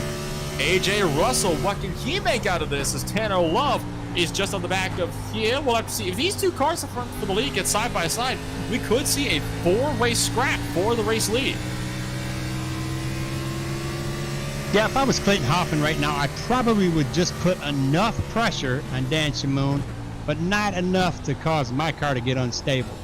Because the guys behind him, AJ Russell and Tanner Love, are hoping for a mistake by these leaders.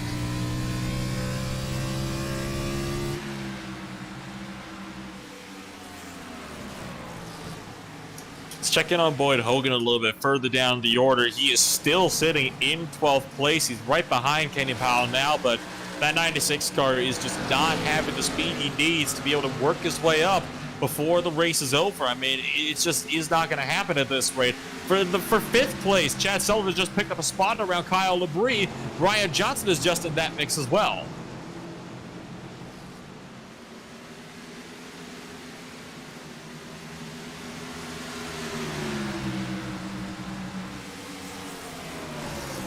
Yeah, we're coming up on these final quarter of this race here, and these guys are going to get a little bit more impatient and start abusing these tires a lot. So we should see some heavy racing and some heavy wrecking here soon.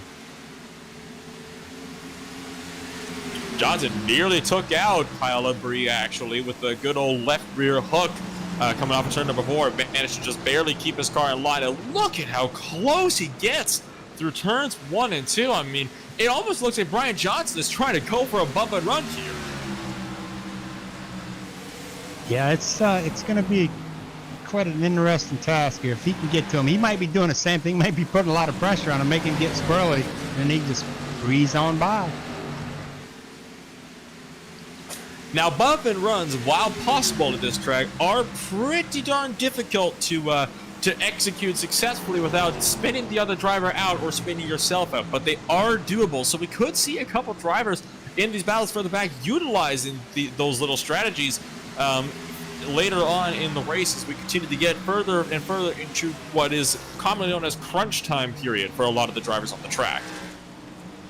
Well, we're watching AJ Russell in that 73 machine close right on the bumper of Clayton Hoffman in that 92 as he wants second position so he can go up there and see what he's got for Dan Shamoon. As Clayton Hoffman is kind of patiently waiting. Dan Shamoon isn't really making too many mistakes. He's kind of going a little higher than he probably should, but it's working for him. Everybody's just getting a little bit loose on the exit of the corners, but so far still having a very, very clean run indeed. So it's only going to be a matter of time, though, before something really erupts. I mean, everybody's being nice and calm for now, but we've seen battles come to fruition plenty of times before in this series. This track, no different. Yeah, the patience are going to grow really short here in the next 15 laps. I mean, these guys get down to 20 to go, and they're going to think to themselves, it only takes about half a second. You know, like, what, 33 seconds, I mean, to get around this track, a half a minute. So if they only have 10 minutes left of this race, they need to make the best of it. That they do. They cannot afford to wait. Oh boy, AJ Russell stepping that back end out just a little bit out of turn number 4. Keeps it together, and he is still running nice and strong. Looking for the inside now. Hoffman back end steps out again. Here is AJ Russell now with his nose on the inside. AJ Russell might want to calm it down. He's going to abuse that equipment there, and that right rear is going to get let go on him, and that's going to give Tanner Love an opportunity to get up there a lot closer than he is at 1.5 seconds behind him. For 8th place, the battles are still going on as well. Clifton Cockrell is trying to fend off Chris Johnson. He's got Jeffrey Souza just behind him, and Kenny Powell is trying to see if he can break his way into the top 10. So it's about 3 cars under a blanket with 1 just waiting to enter stage left.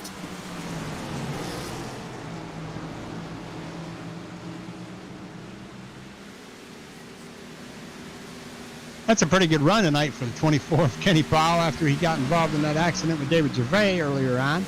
That his car has not got that much damage to it, that he's still able to race just outside of the top 10. As he's coming up on the 29 machine of Jeffrey Souza, he wants into the top 10. And I can't blame Kenny Powell. He is one of those drivers that typically runs in the midfield or further, kind of towards the tail end of the midfield. So to be able to come away with the top 10 here at Gateway of all places, that would be absolutely huge for him. But he is not going to get it by running wide into the corners like that. He has got to make sure that he hits this marsh just like every other driver here has to. Not an easy track to drive by any stretch of the means. Remember, Cup cars are not used to be run here. They do not run here in the real world. The Truck Series does make trips here, but the Cup Series does not. So these cars, not built for the track. That makes it all that much harder. Yeah, these cars are kind of rear end heavy, and you have to get a good balance on these cars in order to get them to turn. They're very hard to manage. It's like trying to push a street sweeper around these corners. It doesn't work. The battle for 5th is also on. Kyle Labrie has just picked up another spot around Chad Sullivan. Brian Johnson is going to try to put Sullivan down to the 7th position now, but Sullivan gets that good run that he needs off of turn number 4 to clear. Brian Johnson still looking for the inside line. Going to really dive it in for turn 1. Sullivan is going to let him have it. Yeah, Brian Johnson has been methodically trying to get up in the top 5 all race long, and he's just got Chad Sullivan in his way and Kyle Labrie. If he can just knock those 2 guys out of his way, well, he just took Chad Sullivan out of his way, so he just needs to get by Kyle Labrie and he'll be in the top 5.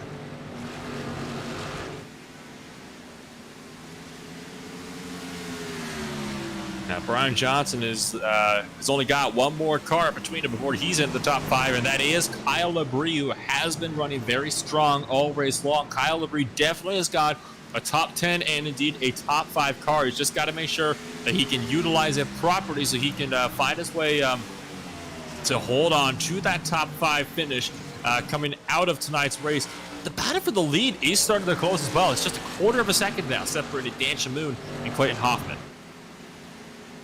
Yeah, and sitting back there waiting and just patiently watching what's going on in front of him is that 73 machine of AJ Russell. He's not letting him get away too far. And he shouldn't let him get away too far, because he knows if he loses really the little bit of draft that he can get down these straightaways, he is going to be gone for good. It's almost a second gap between Shamoon and AJ Russell, so he's got to hope that Clayton Hoffman can really slow up Dan Shamoon by getting side by side with him. But Hoffman right now is just still trying to stay right behind Shamoon and just keep harassing him to see if he can maybe close in the gap a little further down the line in this green flag run. Well, Shamoon's going to come up against, well, he just got 1 lap car he's coming up against. He shouldn't have too many problems with that one here. But in front of that 1 lap car is several lap cars, and that's where these lap cars are going to come into play. And it depends on how clean Shamoon can get through them if he's going to stay in the lead.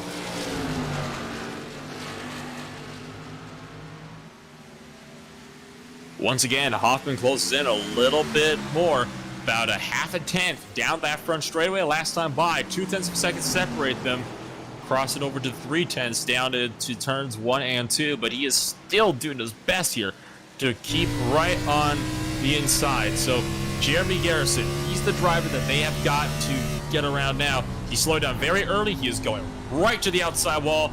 Garrison does not want to get away or get in the way of the battle for the lead. Well, something happened to A.J. Russell in this. He was staying within, not even a second. Now he's dropped down to 1.5 seconds for third place. So something must have drastically happened there from the leader, Dan Shamoon, in second place, Clayton Hoffman. They're kind of walking away, and they just have about 26 laps left. And this is going to be a finished race. Still plenty of time for Clayton Hoffman to make something work on Dan Shamoon, but he has got to make sure that he stays nice and close so we can get the move done. That is Hoffman's problem at the moment. It's the fact that he has not been able to stay as close as he needs to in order to be able to really work his magic here on Dan Shamoon. Shamoon is able to maintain about a 2 to 3/10 gap, and that is not going to be enough for Hoffman to close in. In fact, it's gained to almost half a second as they entered turn 1 last time by. Yeah, but as we watch, history was tell us if it repeats itself, if Dan Shamoon uses up his tires, and before the end of this race, he's going to lose that lead. If Clayton Hoffman is just back there just taking care of his equipment, he stands a chance to win this race if it goes green all the way. That is going to be the very big question, though, is he saving? I see. That is the complicated argument here. Is Hoffman saving? Is he done saving? Does he want to push down? Does he want to push a little bit later? Every lap that goes by, he is having little time to work with in running down that number 23 machine. He has got to make the decision soon. When do you go for the move? Well, Dan Shamoon definitely is not going to give it to you. Dan Shamoon is a racer, and he come to win. As he does every time he gets it behind the wheel, he comes to win. So he's definitely racing that car like he's not going to have to race it again tomorrow. I mean, he is giving it all he's got and probably abusing the heck out of it, but it's working for him.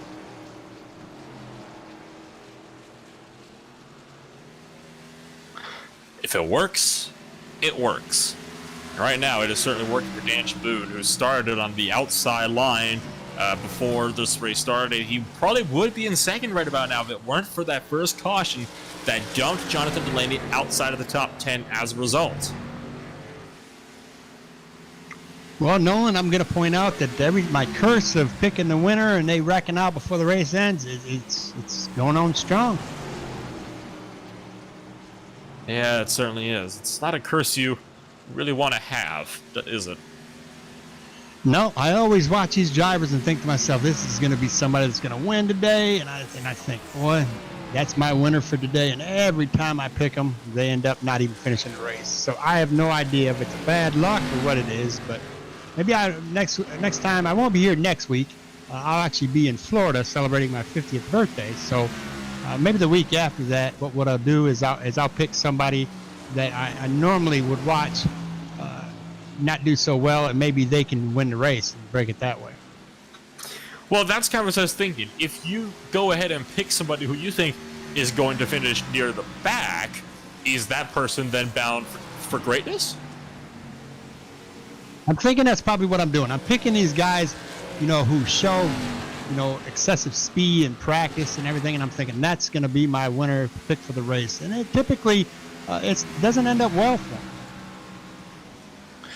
Got to get a good old reverse psychiatry going on these little curses. It'll make everything better in the end. Fourth place is looking hot here with Tando Love and Kyle Labrie nose to tail.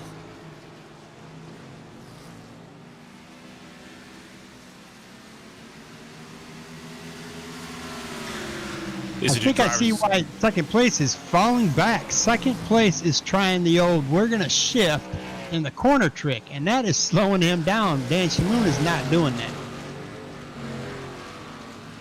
And the reason why Shamoon is not doing that is because Dan Shamoon is able to carry more mid-corner speed, so he doesn't need to shift down. Clayton Hoffman clearly is not, because you gotta... These cars, they don't have really clutch assists or anything like that. So if Clayton Hoffman downshifts and his car is too high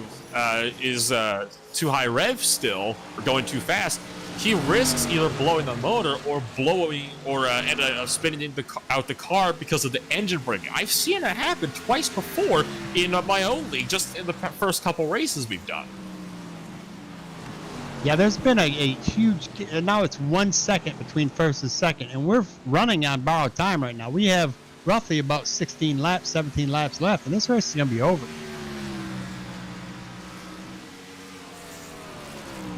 Certainly not a lot of time at all for these drivers to make something work at this point in time. Hoffman has really got to start putting that hammer down to try to make the spot work. The first battle we got on the track is between Love and Labrie for 4th and 5th, between the 14 to the 51.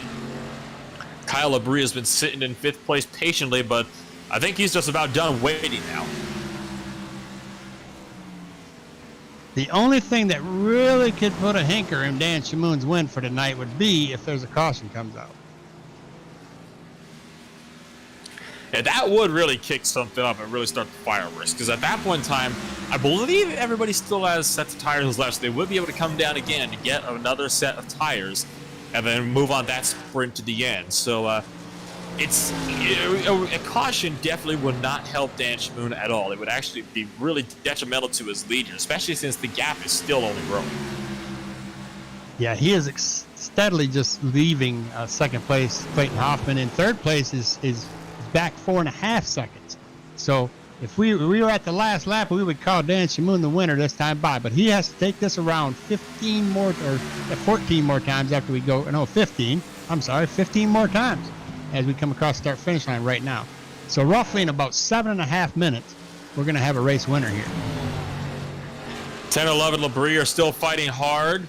Love has finally lost the spot to Labrie last time by. Tried to get the crossover in 3 and 4. Didn't quite work out for him. So Kyle Labrie now holds the 4th position and is looking to potentially run away with it. He runs a little bit wide to the big corner. And Tanner Love is able to get... Oh, disregard that. His run is absolutely destroyed as he snaps the back end out on the exit of turn 2.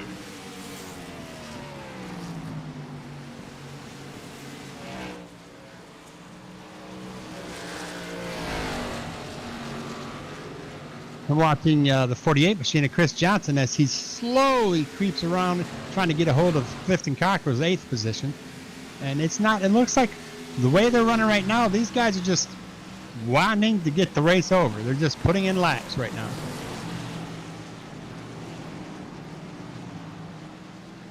Sometimes that's all you got to do. You know you're not going to be able to really make up any more time here, so all you got to do is just try to maybe preserve the car as much as you can and just make it through all safe and sound, and you will be fine. I mean, that's sometimes just how it ends up being. I mean, not a lot of people like to do that in the later portions of the race, but as somebody that's had races ruined by making stupid mistakes, by overdriving a car late in the race, I can't say it really works, and sometimes it can be worth your while.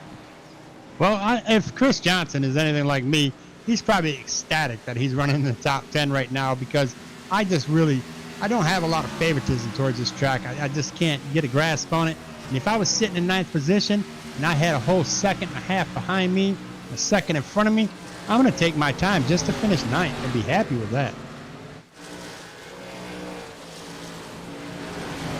Especially if you're one of these drivers that, started way down in the back, and really shouldn't need to push it anymore. Like Clifton Cockrell, for example. Clifton Cockrell is the biggest mover so far all race. He is up 14 positions from where he started earlier today. Cockrell in 22nd.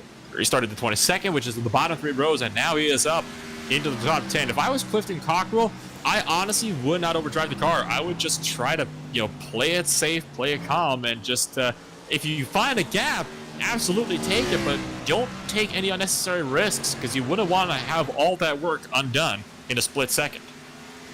Definitely a huge accomplishment right there for Clifton Cockrell, as he started 22nd, but Chris Johnson right behind him started 21st, and he's up in 9th. So these guys came from the back of the field and moved their way up, same as Jeffrey Souza and Kenny Powell. They've all started with the top 10, and they're almost knocking on the top 10's door right now.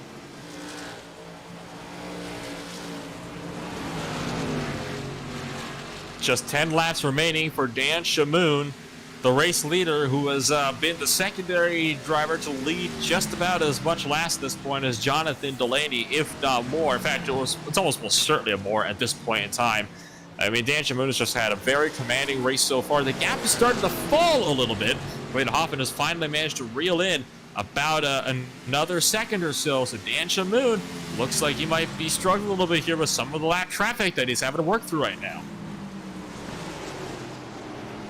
Yeah, they're not going to be as very easy on the leader as they will on second place. It looks like he doesn't have much lap traffic now, so if he can just keep that 1 second gap between him and Clayton Kaufman, he should be able to secure himself a podium. It should be able to do that. So this is going to be interesting here. If the gap continues to fall as it is, it's now just 0.8 of a second with 8 laps remaining. Now the question is, there is still a little bit of lap traffic up the road. That is Cecil Keith of the 33 car. Do you think Kaufman still has a chance at closing in the gap to the leaders? He has got to close that gap in within a half a second, and he's just not able to do that. He's got it just under a second. Now, if Dan Shamoon catches these these lap cars within the next 2 laps, it's going to get extremely interesting. Yeah, Shamoon at this point has to really be, I don't want to say patient, because at this point in time I think patience is kind of done with, but he's got to be smart with this, because he can't just go driving in gung-ho in every single corner hoping it will work out for him. He's got to make sure that he plays his cards right so as not to take himself out in the process. Yeah, he just has to come around this track 6 more times and get around these lap cars clean. Hoffman may be at about 0.9 of a second right now, but Hoffman is still close enough that any mistake that Dan Shamoon makes, Hoffman is going to be all over.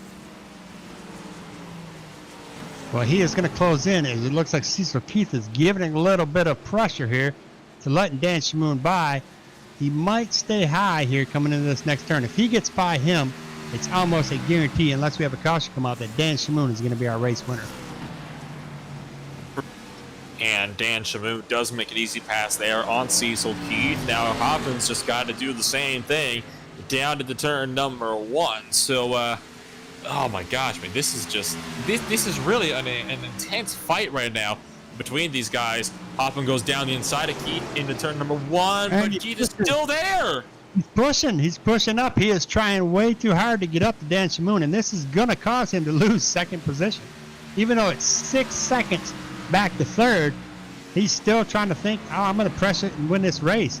I mean, I give all the credit to Clayton Hoffman, but if it was me, I would just kind of let Dan Shamoon make his mistakes if he's going to make it. But we are racing. I mean, we're not giving anything away here. So I give all the credit to Clayton Hoffman that he is still trying right to the end. But that little try pushed him back from 0.8 of a second to a second and a half. At this point in time, Dan Shamoon has just got to keep it clean.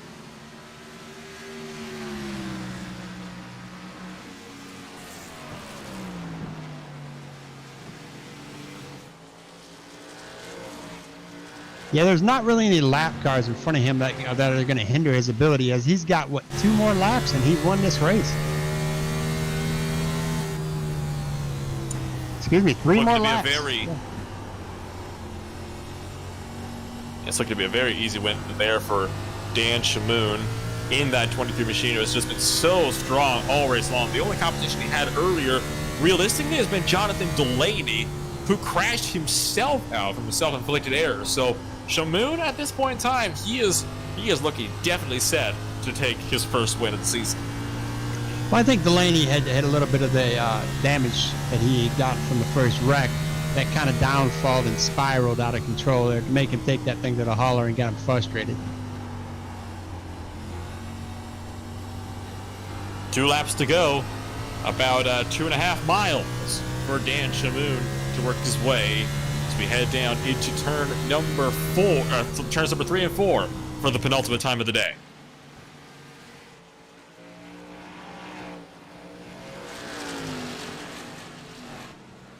Yeah, this is a white flag coming out right now. All he has to do is he's got a 1.5 second gap between second place Clayton Hoffman. So he just needs to maybe try to pass this lap car a little clean, or maybe try to stay behind him and hope that lap car doesn't hold him up to give the ability to Clayton Hoffman to gain on him, and he'll finish this race. He just has a back stretch, 2 turns, or 1 turn, and then a front stretch, and he has won this race. Through 3 and 4 for the final time today. Clayton Hoffman is nowhere near him. Dan Shamoon will win this one by just about a country mile. Dan Shamoon takes his first victory of the season here at the Gateway Motorsports Park, aka the Worldwide Technology Raceway. The NAPA 200 goes to Dan Shamoon.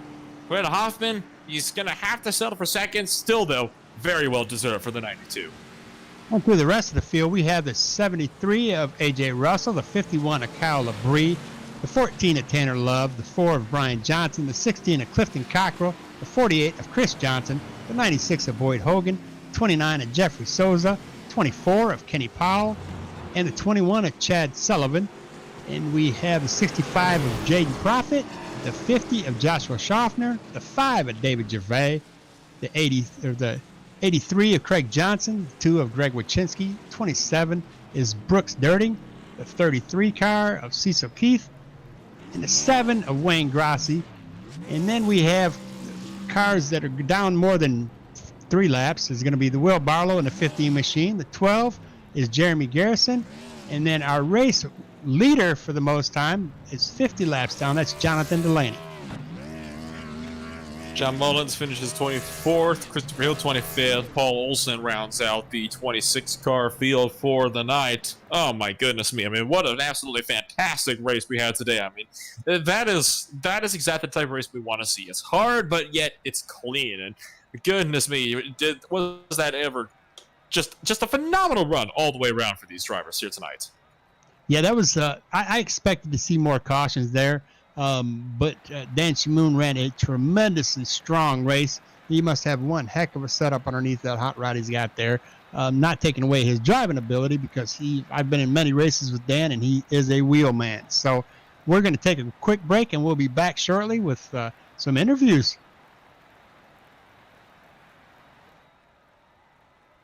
ButtKicker. Feel what you've been missing.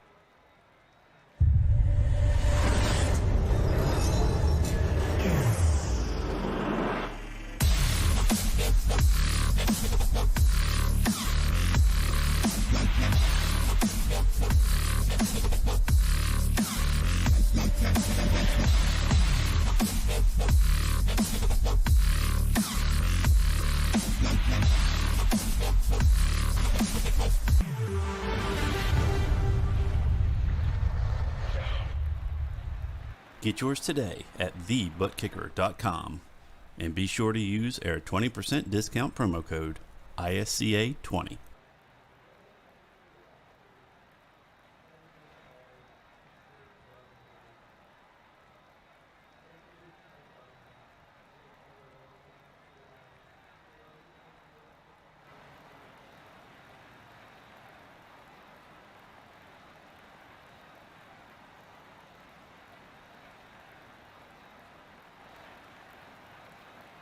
Well, Les, we've got the race it finished. It's all done with. Now we're going to take a quick chat here, see if we can get a hold of A.J. Russell in the 73 machine, who finished third. A.J., you got a copy?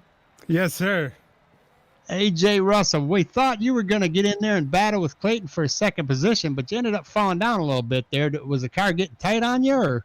Yeah, just I knew that track position was so key here. I had a bad qualifying run, and it took forever to make my way up through the field. And in hindsight, I should have just been a little bit more patient and waited for the long run to come through. But I pushed it a little too hard in the beginning. Well, from 13th to 3rd, that's quite a feat. Is there any kind of advice you could give to any of our viewers on how to get up in that same position? This is just a very tough technical track, right? And so it's weighing your strengths against your opponent's weaknesses, right? And 'cause sometimes they're stronger in other places than you are, and you just got to capitalize on where you're stronger.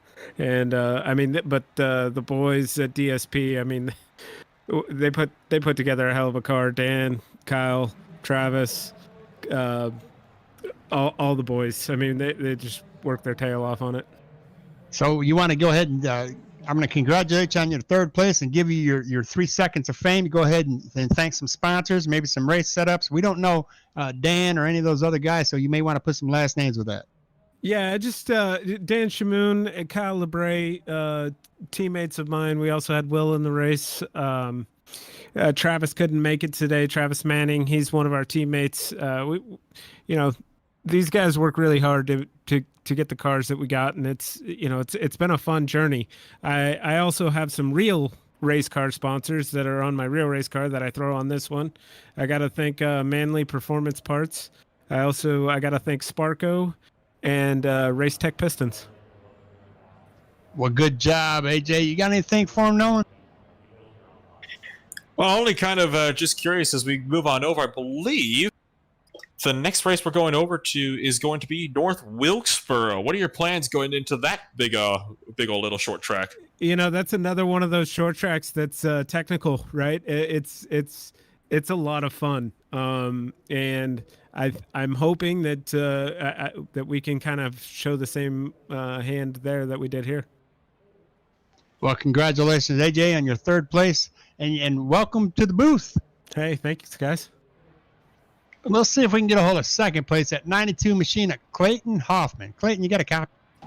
I do. How's it going, Al? How are we doing, Mr. Clayton? What a heck of a race. We kind of thought you were going to clean up this race and win this thing, and somehow Dan Shamoon was able to hold you off. You have any idea what were you thinking? He was going to abuse his tires at one point and maybe laid back a little bit? Give us a rundown of what the last 10 laps were like for you.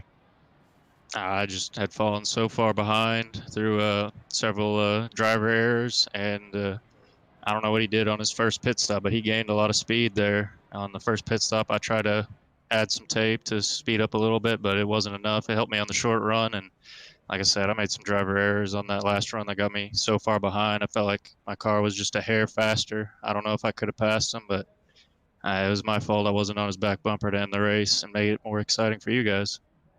Well, you did definitely make it exciting, and we definitely know we're going to see you in that winner's circle here real soon. Congratulations on that second place. You have any sponsors you want to thank? Anybody you want to give a shout out to? You got 3 seconds. Go ahead. My team at G&G Racing. I always enjoy their company and practicing and trying to work on making the car a little faster, practice the laps, get the line a little better every week. Nolan, you got anything for Mr. Clayton? Well, Clayton, you were definitely looking very strong right now on the point standing so far.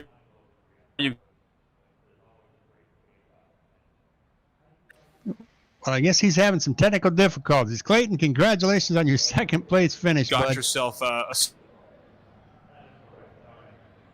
solid top 5 so far.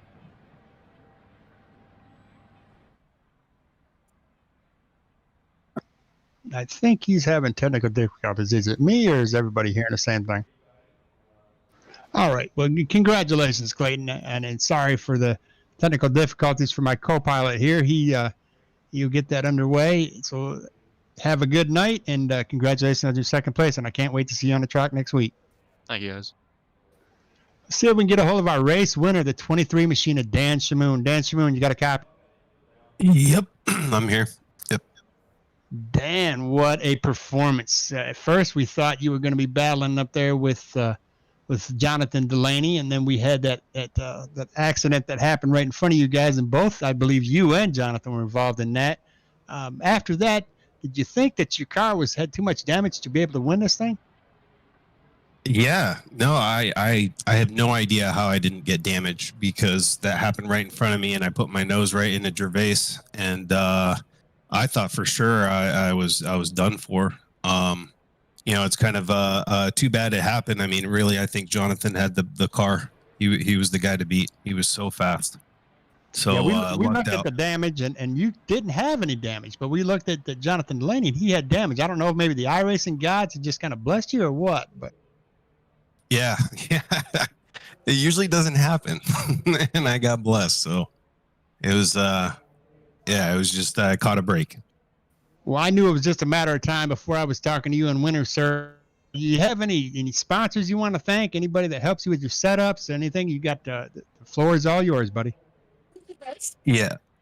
I got to thank everybody on Team DSB. Jake Perkins, AJ, Russell, Kyle, Will, Travis. It's been a long road for us. We we've been really trying to like perfect the craft of building sets. And when one comes together like this one, it feels good. And so everyone works hard. We put a lot of time in this week to get this set right. And Kyle did a lot.